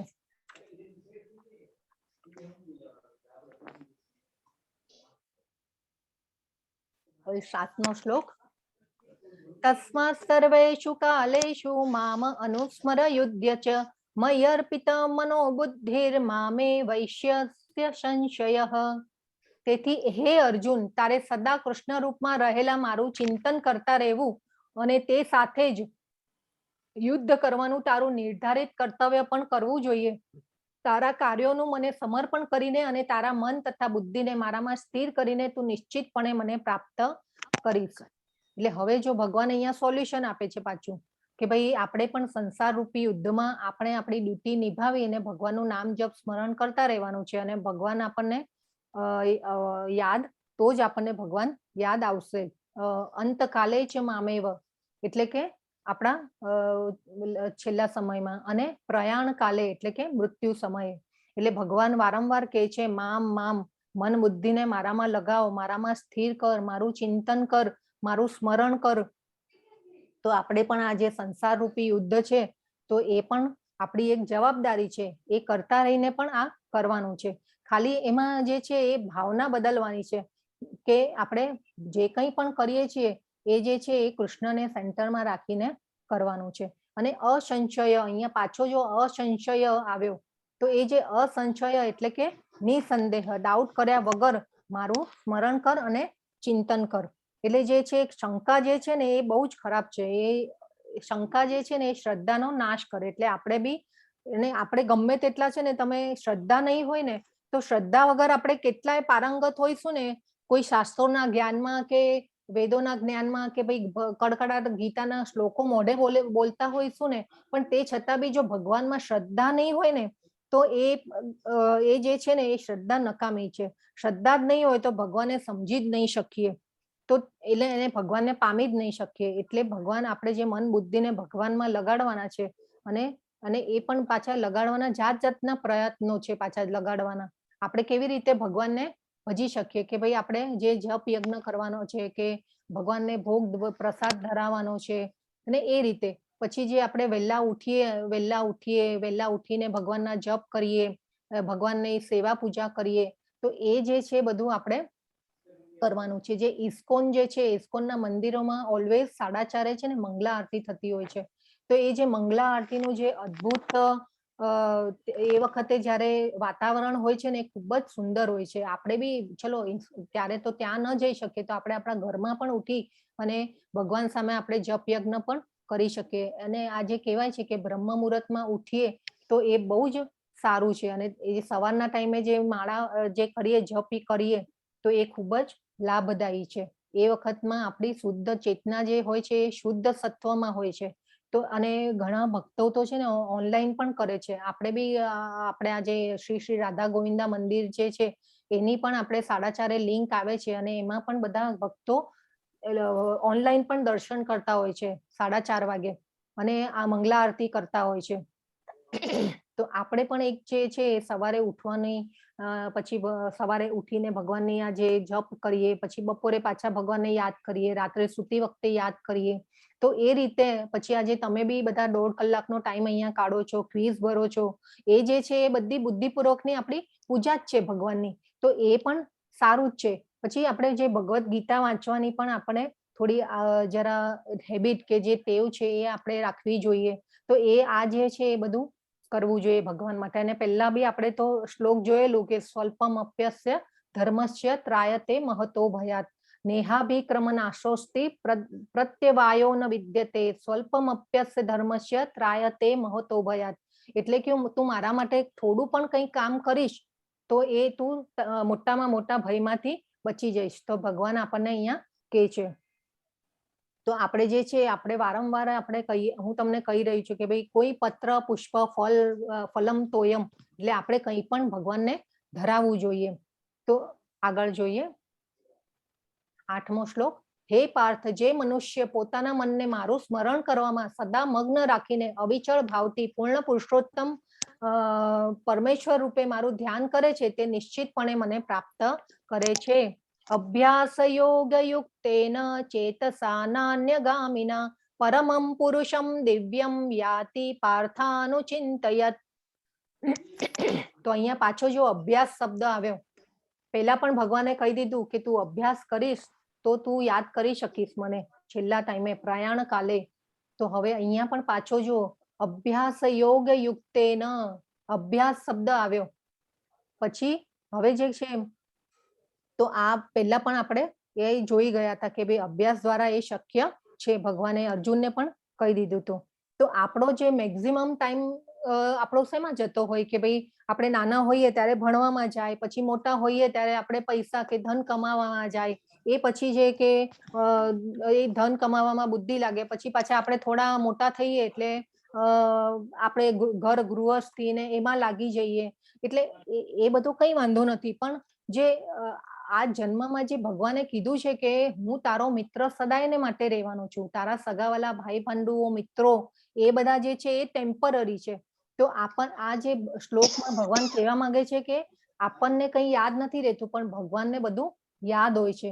જે એટલે આપણને શું આપવાનું છે કે ભગવાન તો અંતર્યામી છે, આપણને શું આપવાનું છે શું નથી આપવાનું એ બધું ભગવાને, આપણે ચિંતા બધી ભગવાન ઉપર છોડી દેવાની. આપણે ભગવાનનો ભાવ રાખી અને ભગવાનમાં આગળ વધવાનું છે. તો જે ભગવાન સાથેનો આપણો સંબંધ છે તે શાશ્વત છે. અને આત્માનો જે ગુણધર્મ આપણે જોયેલો કે ભાઈ એ આધ્યાત્મિક છે. જેવી રીતે આપણે દર્પણ ઉપર ધૂળ ઢંકાઈ જાય ને દર્પણ દેખાય નહીં, એવી રીતે જે અગ્નિ ઉપર ધુમાડો હોય તો આપણને અગ્નિ પણ દેખાતો નથી. એ આપણે ઉદાહરણ પહેલા જોયું હતું. તો એ રીતે આપણે સમજવાનું છે. અને આપણે એ સમજવાનું છે કે આપણે મોહ માયા થકી જે ઢંકાયેલા છીએ, એટલે પ્રકૃતિના ગુણો દ્વારા બદ્ધ થયેલા છીએ. અને આ ભગવાન જે છે એ યોગ માયામાં છે, એ પહેલા પણ આપણે જોયું હતું. તો અને આત્મા જે છે એ ભગવાનનો નિત્ય દાસ છે. એટલે આપણે અને આત્માનો ખોરાક જે છે એ હરિનામ છે. તો આપણે આ એકદમ કોન્સેપ્ટ મગજમાં ફિટ બેસાડી દેવાનો છે. આ બે સોલ્યુશન આપ્યા ભગવાને કે એક તો ભગવાન જે છેલ્લા ટાઈમે મારું સ્મરણ કરશે એ મને પામશે, અને બીજું જે કીધું કે જેવા ભાવમાં સ્મરણ કરશે, જે ભાવમાં જે હશે એ રીતે ગતિ થશે. તો આ જે છે એ ભગવાને આપણને કીધું. હવે આજે અહીંયા બાજુમાં જે છે ઇસ્કોનના ભક્તો જે છે એ કેટલું સરસ સુંદર કીર્તન કરી રહ્યા છે શેરીઓમાં. તમને પણ બધાને ખ્યાલ હશે કે જે ઇસ્કોન જે ભક્તો હોય છે ઘણીવાર આવી રીતે શેરીઓમાં લઈ કીર્તન કરવા માટે, એટલે જે નામ કીર્તન જે છે એ કરવા માટે નીકળે છે. પછી એક છે આ અજામિલ કરીને, આ ભાગવતમાં ખૂબ સુંદર વર્ણન છે આ અજામિલની વાર્તા, કે જે આ છેલ્લા ટાઈમે એને ભગવાનનું નામ સ્મરણ કરેલું એટલે એની ગતિ કેવી થાય છે. તો એક અજામિલની જે આપણે એક આજે ભાગવતમાં ખૂબ સુંદર કથા છે, તો આપણે એક જોઈએ કે જે અજામિલ જે છે એક બ્રાહ્મણ હતા. અને એ બ્રાહ્મણ એટલે કે એમને વેદોનું જ્ઞાન અને શાસ્ત્રોનું બહુ ખૂબ જ જ્ઞાન હતું. અને એક સમયે એવું થાય છે કે એમના ઘરેથી નીકળે છે ફૂલ ભગવાનને ફૂલ ચડાવવા માટે, ફૂલ લેવા માટે નીકળે છે. તો એ જે જંગલમાં જાય છે ને ફૂલ તોડતા હોય છે ત્યારે કંઈક બાજુમાંથી અવાજ આવે છે કોઈ જગ્યાએથી. તો ત્યારે એમને જરાક કુતૂહલ થાય છે કે ભાઈ આ અવાજ ક્યાંથી આવ્યો. તો એ અવાજની દિશામાં જઈ અને જુએ છે કે એ તો એક જે ગણિકા હોય છે અને એક શુદ્ર પુરુષ હોય છે. તો એ જે છે એ દેહ સુખની ક્રિયામાં બહુ તલ્લીન હોય છે. તો એ જે છે એ તો પોતે તો ભક્ત હતા અને આ જે જ્ઞાની હતા એટલે ત્યાંથી તો જતા રહે છે, પણ એ જે એક દ્રષ્ટિ પડી એમની, એટલે એ છે એમને એ જે અજામિલ જે છે એમને દ્રષ્ટિ પડી એટલે એમના મગજમાં એ વિચારો સ્ટાર્ટ થઈ ગયા અને એમાં આસક્ત થઈ ગયા કે ભાઈ ભગવાનના એકચ્યુઅલી તો ભક્ત હતા, જતા રહે છે, પરંતુ દ્રષ્ટિ પડી અને મન ફસાઈ જાય છે. એટલે અને એ પછી એમને એક વિચાર આવે છે કે ભાઈ આટલી સુંદર ગણિકા અને આ જે શુદ્ર પુરુષ છે તો એ જે છે એને ભોગવવાને લાયક નથી, તો આ તો મારે આને ભોગવવી જોઈએ. એટલે આ રીતે જે છે એમને આવી રીતે વિચાર આવે છે અને એ કહે છે કે અજામિલ જે છે એ પછી તો જાય છે ઘરે, અને એ ઘરે જાય છે અને પાછું મન તો એનામાં ને એનામાં જ અટવાયા કરે છે. એ પાછા બીજા દિવસે જાય છે અને બીજા દિવસે બી પાછું જઈ અને ગણિકાને કહે છે કે ભાઈ તું મારી સાથે ચાલ. તો ગણિકા હસે છે કે ભાઈ તું તો બ્રાહ્મણ કુળના તમે તો, અને મારું ને તમારું કોઈ કોમ્બિનેશન છે જ નહીં, એટલે પછી બેકગ્રાઉન્ડ જ નથી કોઈ, તો હું કેવી રીતે આવું. તે છતાં બી પછી અજામિલ કહે છે, આ બાજુ અહીંયા ઘરેથી નીકળતા પત્નીને પૂછે છે કે ભાઈ તારે બહુ કામ કરવું પડે છે અને કામ કરતા કરતા તું થાકી જાય છે એટલે તારે કોઈની જરૂર છે. તો પત્ની કહે છે કે નહીં ભાઈ, મારો તો ધર્મ છે તમને ખવડાવવું પીવડાવવું, તમારું ધ્યાન રાખવું, કે મને તો કોઈ દુઃખ નથી. પત્ની બહુ સારી હોય છે. અને આ બાજુ ગણિકાને જાય છે અને ગણિકાને પછી એ કહે છે કે મારું તો મન તારા હૃદયમાં લાગી ગયું છે, મારા હૃદયમાં તારું એકદમ આસક્તિ એટલે કે જે મને તારામાં થઈ છે અને મારે તું ચાલ મારી સાથે. તો આ જે છે ગણિકા તૈયાર થઈ જાય છે અને ઘરે લઈને આવે છે. અને એ પછી ગણિકાના માટે ગણિકા જે છે એ ખૂબ જ જે મોહિત હોય ને જે આપણે સુખો ભોગવવામાં, એટલે એ રીતે ગણિકા માટે થઈને પછી જે અજામિલ છે એ બહુ ચોરી ને જુગારી ને એવું બધું કરતા હોય છે, ખરાબ જે ન કરવા જેવા કામો હોય એ કરતા હોય છે. અને આ બાજુ જે છે એ પત્ની જે એમની છે કે એમના જે મા બાપ છે એ બહુ દુઃખી થાય છે અને એ મા બાપ તો નીકળી પડે છે એમને આવી અવસ્થામાં જોઈને. તો મા બાપ તો નીકળી જાય છે, પરંતુ પત્ની છે એમને સાથ આપવા માટે રોકાય છે. આવું જોયા છતાં પણ એ રોકાય છે ઘરમાં. એ પછી તો થોડા ટાઈમ પછી એવું થાય છે કે પત્નીને પણ કાઢી મૂકે છે. તો આ જે 25 થી 80 વર્ષ સુધી આ બધું ચાલે છે. એ પછી એમને આ જે ગણિકા થકી એમને એક પુત્ર થાય છે. તો એ પુત્ર જે છે હવે આ ભક્ત હતા અને કોઈ પૂર્વજન્મના એવા સારા કામો કર્યા હશે એટલે નારાયણ નામ રાખે છે એમના પુત્રનું. તો જે એમના પુત્રનું નામ નારાયણ રાખે છે એટલે વારે વારે એ નારાયણ નારાયણ નારાયણ બોલતા હોય છે કે ભાઈ નારાયણ તે ખાધું, નારાયણ તે પીધું, નારાયણ તે શું કર્યું. એટલે એ જે એમના મોઢામાં નારાયણ નારાયણ આવતું હોય છે. એટલે એવી રીતે કેટલી વાર નારાયણ નારાયણ બોલતા હોય છે. પછી આવી રીતે સારા એટલે દિવસો પસાર થતા જાય છે અને પછી છેલ્લા ટાઈમમાં જયારે કે મૃત્યુ આવે છે આ અજામિલને, ત્યારે એવું થાય છે કે યમદૂતો આવે છે એમને લેવા માટે. તો જે યમદૂતોને જોઈ અને આ જે અજામિલ છે એ ખૂબ જ ડરી જાય છે એમને જોઈને અને આંખો બંધ કરી દે છે. અને એમને જોઈને એ થાય છે કે એટલે આ જે પછી યમદૂતોને જોઈને એમને એ પોતે નારાયણ નારાયણ કરીને બૂમો પાડે છે, એમના પુત્રને યાદ કરે છે. એટલે એ પુત્રને યાદ કરે છે પણ નામ તો નારાયણનું લે છે. એટલે અહીંયા જે વિષ્ણુદૂતો હોય છે એ એમના ઓલા જે સંપ્રદાયમાં પાછો હાહાકાર મચી જાય છે કે ભાઈ આ નારાયણ નારાયણ જે લીધું એમને નામ, એટલે પાછું વિષ્ણુદૂત એમની પાસે આવે છે અને એ વિષ્ણુદૂત અને યમદૂતોમાં સંવાદ ચાલે છે. એટલે યમદૂતો કહે છે કે ભાઈ આ તો મારો ક્લાયન્ટ છે, એમ કે તમે કેવી રીતે લઈ જઈ શકો. એટલે અહીંયા વિષ્ણુદૂત કહે છે કે નહીં, આ તો ભાઈ નારાયણનું નામ એમને તો લીધું છે, તો એ નારાયણનું નામ લીધું છે એટલે કે અમે લઈ જઈશું. તો આ જે છે પછી તો એ અજામિલ જે ડરીને આંખો બંધ કરી દીધી હોય છે એ પછી ખોલે છે આંખો એ વિષ્ણુદૂતને જોઈને અને એમને પછી એ જ્ઞાન થાય છે કે ઓ માં મેં આ શું કરી નાખ્યું, આવી કોઈ ઈચ્છા માટે થઈ અને મેં મારી જિંદગી બગાડી નાખી. અને એ પછી એમને જ્ઞાન થાય છે અને વિષ્ણુદૂતની સાથે જતા નથી અને એ પછી હરિદ્વાર જવા માટે નીકળે છે. અને પછી એ એટલી ભક્તિ કરે છે ભગવાનની, અને એ ભગવાનની ભક્તિ કરી અને એ પછી જે વિષ્ણુદૂત છે એ પછી એમને લેવા માટે આવે છે. જ્યારે ખરેખરું મૃત્યુ થાય છે એ પછી ત્યારે આવી રીતે લેવા આવે છે. તો આજે આપણે જોઈ રહ્યા છીએ કે જે અજામિલને જે ભગવાનનું વિમાન આવ્યું છે લેવા માટે, તો એ હરિદ્વાર જઈ અને પછી એટલી ભક્તિ કરે છે અને જે એમને જ્ઞાન થયું કે ભાઈ આ મેં મારી જિંદગી બગાડી નાખી, એક ઈચ્છા એટલે કે આસક્તિ કરી મેં એમાં ગણિકામાં, અને મારી જિંદગી ખરાબ થઈ. તો એ પછી આ જે વિમાન આવે છે અને લઈ જાય છે, વિષ્ણુદૂતને જોઈ અને અજામિલને જ્ઞાન થયું આવી રીતે, અને પછી એ જે વિષ્ણુદૂત જે છે એ આવીને લઈ જાય છે. તો આવી રીતે ભગવાનના જે ભક્તો છે એમને લેવા માટે વિષ્ણુદૂત આવે છે, અને જે પણ આપણે ભાવના કરીએ, વિચાર કરીએ એવી આપણી ગતિ થાય છે. તો આપણે તો છેલ્લો ટાઈમ મૃત્યુ સમયે આપણે જે ઘણીવાર આપણે જોયું છે કે ભાઈ આપણે એવા બી કિસ્સાઓ જોયેલા હોય છે કે ભાઈ આપણે ઘણીવાર આપણા બહુ દાદા દાદી હોય કે કોઈને પણ એવું કંઈ હોય ને, ત્યારે પણ જો ઘણીવાર આપણે ભગવાનના ગીતાના પાઠ થતા હોય છે એમના પથારી પાસે કે એ રીતે, તો આપણે એવા બી કિસ્સા જોયેલા છે. પરંતુ આપણે એ વસ્તુ ત્યારે જ બોલીએ છીએ, પણ આપણે જે ગીતાનો અભ્યાસ જે છે એ આપણે નાનપણથી જ કરવો જોઈએ. આપણે જે અત્યારે બાળકો જે છે, આપણા ઘરોમાં બાળકો હોય કે હોય, તો એમને પણ આ ગીતાનો અભ્યાસ નાનપણથી જ કરાવવો જોઈએ અને ગીતાનું જ્ઞાન આપવું જોઈએ. તો આગળ જોઈએ. હરે કૃષ્ણ કૃષ્ણ કૃષ્ણ હરે હરે, હરે રામ રામ રામ હરે હરે. તો આપણી ભક્તિ સેવાઓ ક્યારે શરૂ કરવી જોઈએ? તો ભગવાન કહે છે કે શક્ય તેટલી વહેલી તકે કરવી જોઈએ. અને એમાં જે આપણા પ્રભુપાદ જે છે એમને આ નાની વયે ભક્તિ શરૂ કરેલી, અને નાનપણથી જે ભગવાનના ભક્ત હતા. 9મો શ્લોક જોઈએ. કવિમ પુરાણ મનોશાસિતાર મનોરણીયા સમનુસ્મરેદ્ય સર્વસ્ય ધાતાર મંચિંત્ય રૂપ માદિત્ય વર્ણમ તમસઃ પરસ્તાત.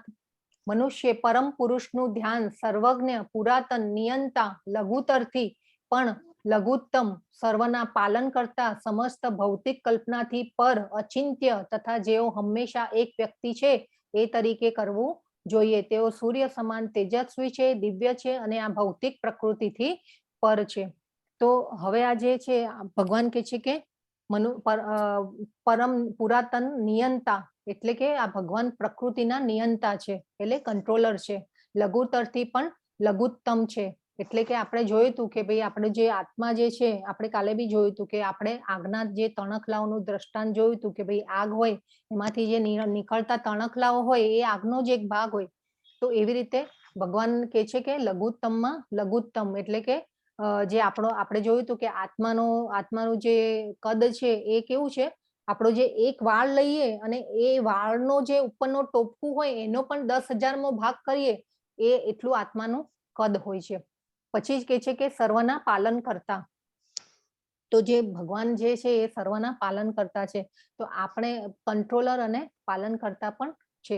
તો આપણે જોઈએ કે ભાઈ આપણે તો આપણા ઘરમાં જે પંખો ચાલુ કરવો હોય તો એ સ્વિચ દબાવવી પડે. તો એ રીતે આપણે એ પંખો ચાલુ પણ નથી કરતા સ્વિચ દબાવ્યા વગર. પછી આપણે વિચારીએ કે ભાઈ સૂર્ય, ચંદ્ર, પૃથ્વી એ પણ બધી નિયંત્રણમાં છે. એટલે ટોટલી ભગવાન જે છે પ્રકૃતિ, આપણને એમ થાય કે આ ગ્રહો ને બ્રહ્માંડો ને બધું કેવી રીતે આપણે આ જગત જે છે એમાં કેવી રીતે ભ્રમણ કરે છે અને કેવી રીતે રહી શકે છે. આપણને ઘણીવાર થાય ગુરુત્વાકર્ષણ બળ અને જે ઓલું ન્યુક્લિયર ફ્યુઝન થયું ને એ બધું આપણે જે છીએ, પણ એવું નથી. ભગવાન બધું નિયંત્રણ કરે છે. તો એ આપણે જોવાનું છે. ઇવન આપણે જે આપણું શરીરના શ્વાસ જે છે કે ભાઈ અન્ન પચાવે છે, આપણી બોડીમાં અન્નને પચાવે છે, જઠરાગ્નિ. આપણે કાલે જોયું હતું, ભગવાને કીધું હતું કે અગ્નિ હું છું, એટલે આપણું કે જઠરાગ્નિ પણ હું જ છું. તો આપણે એ સમજ્યા હતા કાલે. તો આપણે શ્વાસ લઈએ છીએ, આપણે ઘણીવાર કામ કરતા હોય તો આપણે શ્વાસ લીધા કે ન લીધા એ પણ આપણને ખબર નથી હોતી, એ આપોઆપ ચાલે છે એ બધું જે છે. પછી અન્ન પચાવે છે તો ભગવાન જ પચાવે છે જઠરાગ્નિ તરીકે. તો આ રીતે આપણે સમજવાનું છે કે સર્વના પાલન કરતા છે અને કંટ્રોલર છે. પછી જે છે તમસઃ, અહીંયા કીધું છે તમસઃ, જે નીચે વર્ડ છે તમસઃ પરસ્તાત. તો આપણે જે તમસઃ એટલે કે અંધકારમાંથી આપણને બહાર કાઢે એવું એમનું તેજસ્વી રૂપ છે. તો આપણને જે આવું ભગવાનનું સ્વરૂપ બહુ ગમે છે. અને અચિંત્ય છે. અચિંત્ય એટલે અનન્ય, એટલે કે એમના કરતા શ્રેષ્ઠ કોઈ નથી. એ આપણે કાલના અધ્યાયમાં જોયેલું કે ભગવાને પોતે કહી દીધેલું કે મારા કરતા શ્રેષ્ઠ કોઈ જ નથી, કોઈ વસ્તુ શ્રેષ્ઠ નથી. તો એ પણ આપણે એક સમજવાનું છે. તો આવું સ્વરૂપ આપણને ખૂબ જ મોહિત કરે એવું સુંદર સ્વરૂપ છે ભગવાનનું, અને આપણે એમને વંદન કરીએ. પછી છે 14મો શ્લોક.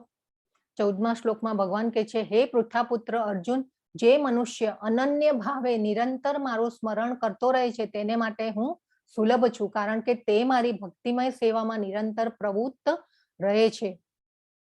તો આ જે અનન્ય, અનન્ય પહેલો શબ્દ અનન્ય આવે છે અહીંયા પાછો. જો ભગવાને પૃથ્વાપુત્ર કીધો અર્જુનને, અને અનન્ય, અનન્ય શબ્દ પણ બહુ મહત્વનો છે. અને નિરંતર, જો ભગવાને પાછું અનન્ય અને નિરંતર બેઉ શબ્દો ખૂબ જ મહત્વના છે. સતતમ, સતતમ એટલે કે નિરંતર મારું સ્મરણ કરતો રહે છે તેને માટે હું સુલભ છું, કારણ કે તે મારી ભક્તિમય સેવામાં નિરંતર પ્રવૃત્ત રહે છે. તો આપણે આનું તો મેઇન મોટું એક્ઝામ્પલ આપણા શ્રીલા પ્રભુપાદ જે છે એ છે. પછી 15મો શ્લોક.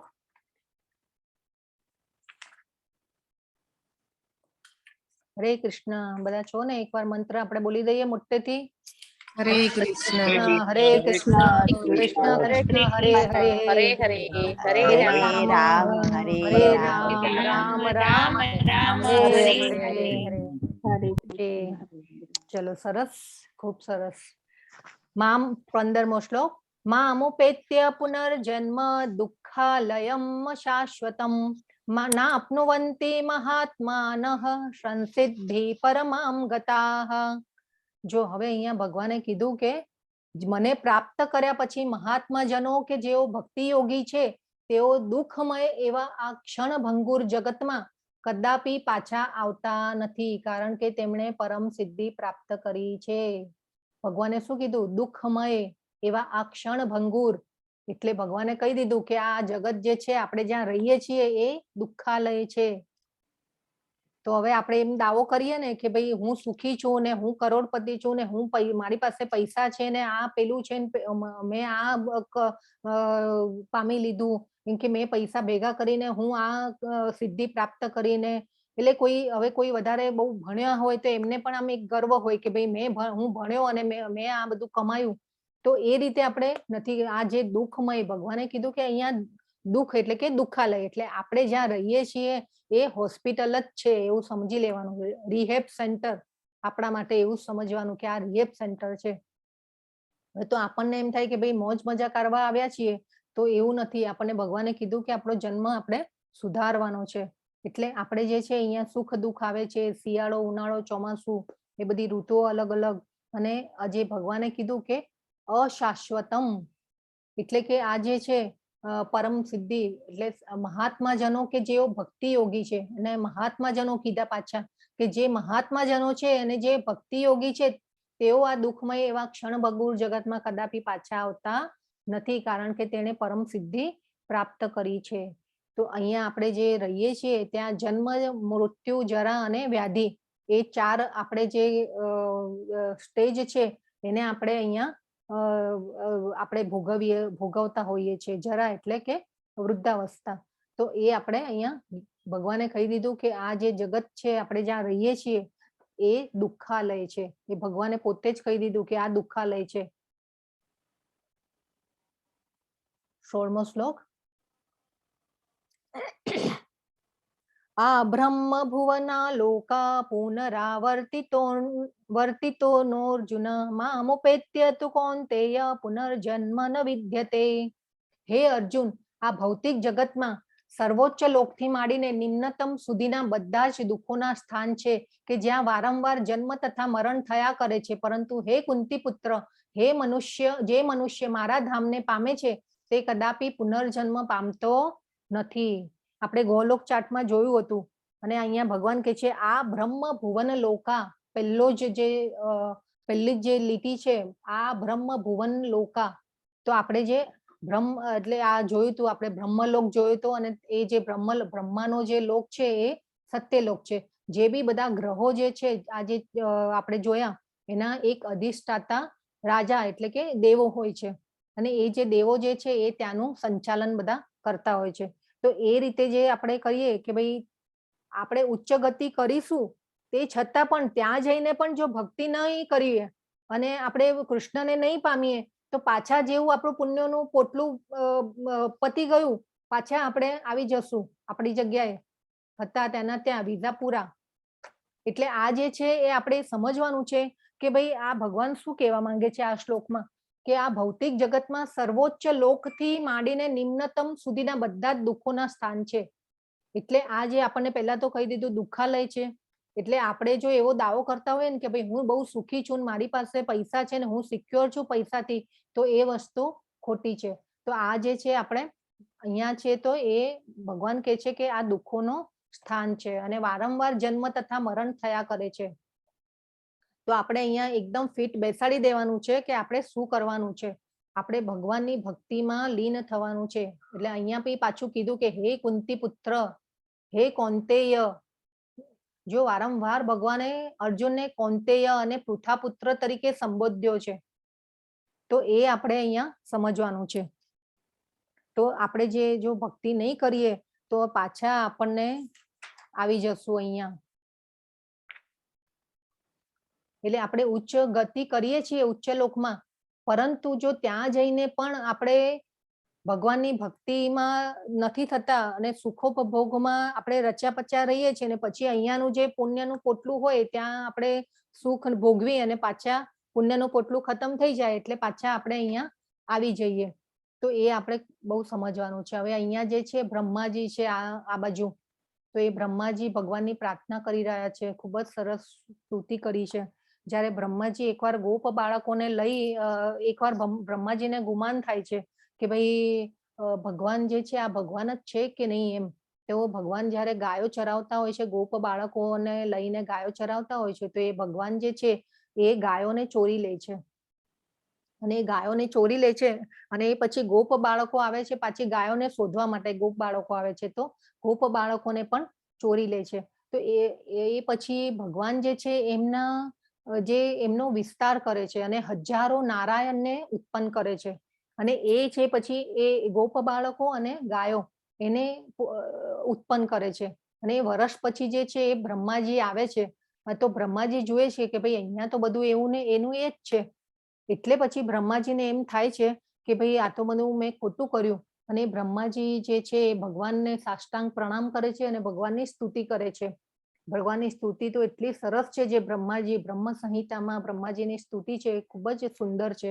ઈશ્વરઃ પરમઃ કૃષ્ણ સચ્ચિદાનંદ વિગ્રહ અનાદિરાદિર ગોવિંદમ સર્વ કારણ કારણમ અને ગોવિંદમ તમહમ ભજામી. તો આ જે રીતે છે એ બ્રહ્માજી અહીંયા પ્રાર્થના કરે છે ભગવાનની. પછી જે છે બીજું જે ચિત્ર છે એમાં જે શંકર ભગવાન જે છે એ પાર્વતીજીને રુદ્ર ગીતા સંભળાવી રહ્યા છે. તો આ જે પાર્વતીજી પૂછે છે કે ભાઈ સૌથી શ્રેષ્ઠ ભક્તિ કોની, તો ભગવાન શિવજી જે છે એ ભગવાન માતાજીને સમજાવી રહ્યા છે કે ભાઈ વાસુદેવની ભક્તિ શ્રેષ્ઠ છે. પરંતુ જે વાસુદેવની સાથે જે સંકળાયેલી વસ્તુઓ છે કે જે એમના નામ રૂપ ગુણ લીલાઓ ધામ એમના, તો એ જે વસ્તુઓ છે ભગવાનની, તો એ તો એના કરતા પણ શ્રેષ્ઠ છે. તો આ રીતે અહીંયા ભગવાન જે છે એ માતાજીને સમજાવી રહ્યા છે પાર્વતી માતાજીને. હવે આવે છે 28મો શ્લોક. જે મનુષ્ય ભક્તિ સેવા ના માર્ગનો સ્વીકાર કરે છે તે વેદાધ્યયન તપ યજ્ઞ દાન કરવાથી અથવા તાત્વિક કે સકામ કર્મ કરવાથી પ્રાપ્ત થનારા ફળોથી વંચિત રહેતો નથી.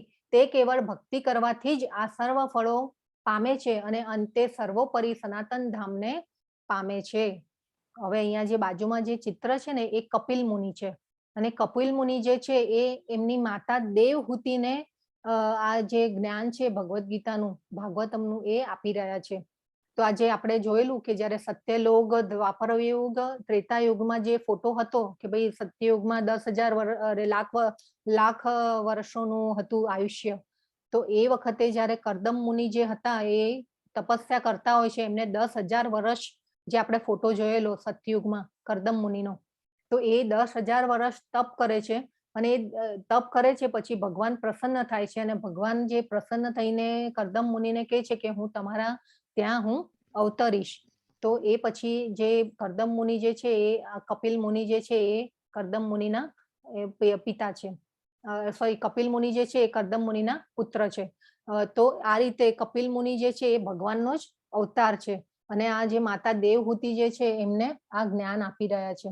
તો જે આ ભક્તિ સેવાનો માર્ગ છે એ વેદાધ્યાયન, તપ, યજ્ઞ, દાન કરવાથી તથા તાત્વિક કે સકામ કર્મ કરવાથી પ્રાપ્ત થનારા ફળોથી વંચિત રહેતો નથી.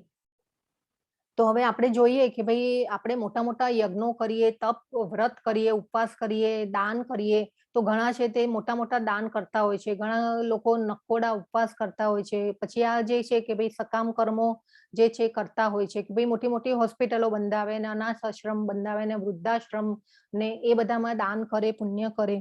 તો આપણે સમજવાનું છે કે ભાઈ એ પણ એકચ્યુઅલી જે છે ને એ સકામ કર્મ જ થયા કે આપણે આપણી ઈચ્છાઓ માટે આપણે કરતા હોઈએ છીએ. તો આગળ ભગવાન જે છે ને એ સમજાવશે આપણને આઈ થિંક 17મા અધ્યાયમાં કે દાન કઈ જગ્યાએ કરવું અને કેવી રીતે કરવું એ બધું આપણને એટલું સરસ ભગવાને સમજાવ્યું છે. તો એ જે છે આપણે આગળ સમજીશું આગલા અધ્યાયમાં. તો જે ભગવાન કહે છે કે કેવળ ભક્તિ કરવાથી જ આ સર્વ ફળો પામે છે અને અંતે સર્વોપરી સનાતન ધામને પામે છે. એટલે એવું નથી કે ભાઈ નથી કરવાનું, એટલે પણ એમાં જે ભાવ જે છે એ ઈચ્છાનો ન હોવો જોઈએ. તો એ આપણે સમજવાનું છે. પછી આપણે જે છે કે હવે ભગવાને કાલના અધ્યાયમાં આઈ થિંક જોયેલું કે ભગવાને એમની ઈચ્છા પણ પૂરી કરી હતી, પછી એમને ફળ પણ આપ્યું હતું અને ભગવાનનું ધામ પણ આપ્યું હતું. તો કોણ કહેશે કોણ હતું એ? ભગવાને એમની ઈચ્છા પણ પૂરી કરી હતી. આપણે કાલની વાર્તામાં જોયું હતું. હરે કૃષ્ણ. કાલની કથા હતી એક કાલના અધ્યાયમાં. હરે કૃષ્ણ. કોઈને યાદ છે? યસ. કોણ બોલ્યું? હા, ધ્રુવ મહારાજ સ્વયં પ્રભા. યસ માતાજી. હા, ખૂબ સરસ. થેન્ક યુ માતાજી. તો જે આ ધ્રુવ મહારાજ જે છે એમની ભગવાને ઈચ્છા પણ પૂરી કરી હતી અને એ જે પછી એમને રાજ્ય, જયારે ભગવાનના દર્શન કરે છે ત્યારે એમને ધ્રુવ મહારાજ કહે છે કે ભાઈ આ મને રાજ્ય નથી જોઈતું, હવે તો મને સ્વયં તમે મળી ગયા છો એટલે મારે આ કંઈ જોઈતું નથી. પણ તે છતાં બી ભગવાન એમને ધ્રુવ લોક આપે છે. એટલે એકચ્યુઅલી 36,000 વર્ષ એમને પૃથ્વી ઉપર કર્યું, રાજ્ય શાસન કર્યું અને પછી ધ્રુવ લોક આપે છે ભગવાન એમને. તો આ રીતે છે. હવે આ જે છે ગોલોક વૃંદાવનમાં પણ ભગવાન જે છે અત્યારે પણ એમની લીલાઓ કરી રહ્યા છે. તો આપણે 500 વર્ષ પહેલા જે ચૈતન્ય મહાપ્રભુ આવ્યા એમને ખબર હતી કે ભાઈ આપણે બધા છીએ ભૌતિક સુખો પાછળ બધા ભાગીશું, એટલે એ આપણા માટે જે જપ યજ્ઞનો કોન્સેપ્ટ લઈ આવ્યા એ ખૂબ જ સરળ રસ્તો છે. હવે આ જે ગોલોક વૃંદાવનનો જે આપણે જોયું હતું ને, સહસ્ત્ર દલમાં જે વિસ્તરેલું હતું જે ઘર, ભગવાનનું ઘર હતું. ગોલોક વૃંદાવનનો જે ચાર્ટ જોયો ને એમાં તો ઓફિસ શું હતું, ઓફિસ કઈ હતી ભગવાનની, આપણે એ પણ જોયેલું. કોણ કહેશે? વૈકુંઠ. વૈકુંઠ. વૈકુંઠ. યસ. કોણ બોલ્યું પ્રભુ? શું નામ? જિગ્નેશ દરબાર. હા, ખૂબ સરસ પ્રભુ. યસ. હા, તો જે ભગવાનની ઓફિસ આપણે જોઈતી ને, એક ભગવાનનું ઘર જોઈતું. તો એ જે ગોલોકમાં જે ભગવાનનું ઘર છે ત્યાં ભગવાન તરીકે કોઈ એમને જાણતું જ નથી કે ભાઈ આ ભગવાન છે. ત્યાં કોઈ એમ કે ને કે ભાઈ ચલો હું આ ભગવાનના ઐશ્વર્યો બતાવું ને તને આ કરું પેલું કરું, તો કોઈ ત્યાં ઊભું જ ન રહે એવું છે. એટલે શુદ્ધ ભક્તો જે છે સંગો એ એવું ત્યાં સંગ મળે છે. ભગવાન આપણને પણ જો આપણે ભક્તિમાં લીન થઈએ તો એવો આપણને સંગ છે. પછી જે આ યશોદા માતાનું ચિત્ર જે છે, તો જે છે ભગવાન તો જે છે એ પ્રકૃતિના નિયંતા છે, પ્રકૃતિના કંટ્રોલ છે. પણ છતાં બી જો યશોદા માતા છે એ એમને કંટ્રોલ કરી રહ્યા છે. જો હાથમાં લાકડી છે તો આપણે જે યશોદા માતાનો જે ભાવ છે, એટલે ગોલોક વૃંદાવનમાં આપણે જો જોયું હતું કે ભાઈ આપણે ઉપર ઉપર ગતિ કરવાની છે. તો જે પૂરી દુનિયાના કંટ્રોલર છે તેને યશોદા માતા લાકડી લઈને કંટ્રોલ કરી રહ્યા છે. તો આ જે બધી છે એ ભગવાનની લીલાઓ છે. તો અત્યારે બી પણ એ જે છે ભગવાન ત્યાં ગોલોક વૃંદાવનમાં લીલાઓ કરે જ છે અને એમની લીલાઓ અનેક બ્રહ્માંડોમાં પણ ચાલુ હોય છે. અને આપણે એ પણ જોયું હતું કે ભાઈ ભગવાન જે વિસ્તાર એમનો કરે છે તે છતાં પણ ભગવાન તો પૂર્ણના પૂર્ણ જ રહે છે. તો આ જે અધ્યાયનો જે સાર છે એ છે કે આપણે ઘણીવાર ઘણી વસ્તુઓ માટે પ્લાન કરતા હોઈએ છીએ. ભાઈ આપણે હરે પૂછ કે છો તો વિચારીએ. હરે કૃષ્ણ, પ્લીઝ મ્યુટ રાખો. તો જે આપણે પ્લાન અહીંયા આપણે મૃત્યુને સુધારવાનો પ્લાન કરવાનો છે. આપણે ઘણીવાર આપણી લાઈફ માટે એટલા બધા પ્લાન કરતા હોય ને કે ભાઈ LIC પ્લાન ને આપણે ઘણીવાર દીકરા દીકરીના મેરેજ કરવાના હોય તો બી આપણે કેટલું પ્લાનિંગ કરતા હોઈએ છીએ. પછી આપણે FDO કરાવીએ, આ છે તે છે, એટલે આપણે આપણી લાઈફ માટે જાત જાતના પ્લાનિંગ કરતા હોઈએ છીએ. પરંતુ જે આ મૃત્યુને સુધારવાનો પ્લાન એક જે છે એ જ આપણે નથી કરતા હોતા. તો આપણે એ સમજવાનું છે કે ભાઈ અંતકાલે ભગવાનને યાદ કરવા એ એકચ્યુઅલી તો ખૂબ જ અઘરી વસ્તુ છે. એ વખતે આપણે જયારે મૃત્યુ સામે હોય ને ત્યારે આપણે એ અવસ્થા તો જે આવ્યું હોય મૃત્યુ એને ખબર હોય, પણ આપણને એમ થાય કે એ બહુ અઘરું છે એકચ્યુઅલી. પણ આપણે જો અભ્યાસ કરશું, ભગવાને કીધું કે અભ્યાસ કરીશ તો તું મારા ધામને પામીશ. તો એ જે છે ભગવાને હવે ઘણીવાર આપણને ઘણા એવા બ્રહ્મચારી કે સાધુઓને પણ જોયા છે, સંન્યાસી થઈ જાય પણ જે મન હોય એ બધું આસક્તિમાં એમાં રહેલું હોય. તો એ જે આપણે એવા બી લોકોને જોયેલા છે. પરંતુ જે આપણે અહીંયા ભગવાન કહેવા માંગે છે કે સંસારમાં રહીને પણ આપણે જો ભગવાનનો અભ્યાસ આ નામ જપનો કરતા રહીએ, ભગવાનની ભક્તિ સેવામાં આગળ વધીએ તો આપણે આ પરીક્ષામાં પણ પાસ થઈ જઈશું. તો એ ભગવાન આપણને આ અધ્યાયનો જે આ સાર છે એ ખૂબ જ સરસ રીતે કયો છે આ અધ્યાયમાં. તો આ સાથે આપણે અધ્યાય પૂર્ણ થાય છે. હરે કૃષ્ણ. એક મિનિટ. તો અહીંયા જે છે લખેલું છે, તમે ખાલી હાથે જન્મેલા છો અને આ માતા પૃથ્વીને તમે ખાલી હાથે છોડીને જશો. હરે કૃષ્ણ કૃષ્ણ કૃષ્ણ હરે હરે, હરે રામ રામ રામ રામ હરે હરે. હરે હરે. તો આજનો અધ્યાય અહીંયા પૂર્ણ થાય છે. વાંછાકલ્પતરુભ્યશ્ચ કૃપા સિંધુભ્ય એવ ચ પતિતાનામ પાવનેભ્યો વૈષ્ણવેભ્યો નમો નમઃ. અનંત કોટિ વૈષ્ણવ વૃંદ કી જય. ભગવદ ગીતા કી જય. શ્રી પ્રભુપાદ કી જય. હરે કૃષ્ણ કૃષ્ણ કૃષ્ણ હરે હરે, હરે રામ રામ રામ હરે હરે. હરે કૃષ્ણ. આ જે છે ને, આ જે છે એ શરણાગતિ પ્રણામ છે કે આપણે ભગવાનની શરણાગતિ સ્વીકારીએ છીએ. એ ભાવ છે આ શરણાગતિ. જે આ જે પ્રણામ જે છે ભગવાનને પ્રણામ કરવાના પણ 3 છે. એક પંચાંગ પ્રણામ, પછી સાષ્ટાંગ પ્રણામ અને એક આ શરણાગતિ પ્રણામ. તો આ રીતે ભગવાનને નમન કરવાના આ એક આ જે છે આપણે છેલ્લે કરીએ છીએ એ શરણાગતિ પ્રણામ કહેવાય છે. હરે કૃષ્ણ. હરે કૃષ્ણ. હરે કૃષ્ણ માતાજી. હરે કૃષ્ણ. હરે હરે કૃષ્ણ. હરે કૃષ્ણ. હરે કૃષ્ણ માતાજી. મારે એક પ્રશ્ન છે. હા બોલો માતાજી. કોણ બોલે છે? હા, સ્વયં પ્રભા. માતાજી મને લિંક લેતા આવડતી નથી. હા માતાજી મને લિંક લેતા આવડતી નથી, તો પ્રશ્નના જવાબ કઈ રીતે આપી શકું? લિંક એટલે તમારે શું પ્રોબ્લેમ થાય છે માતાજી? ઓલા દરરોજના 3 પ્રશ્ન તમે કયો ને આવે છે, તો એ તો મારે આવતા નથી. મારે શું કરવું તો આવે? હા, એ જે લિંકમાં જ આવશે માતાજી. તમારે ક્વિઝ આપવાની છે, ક્વિઝ ભરવાની છે. કેવી રીતે?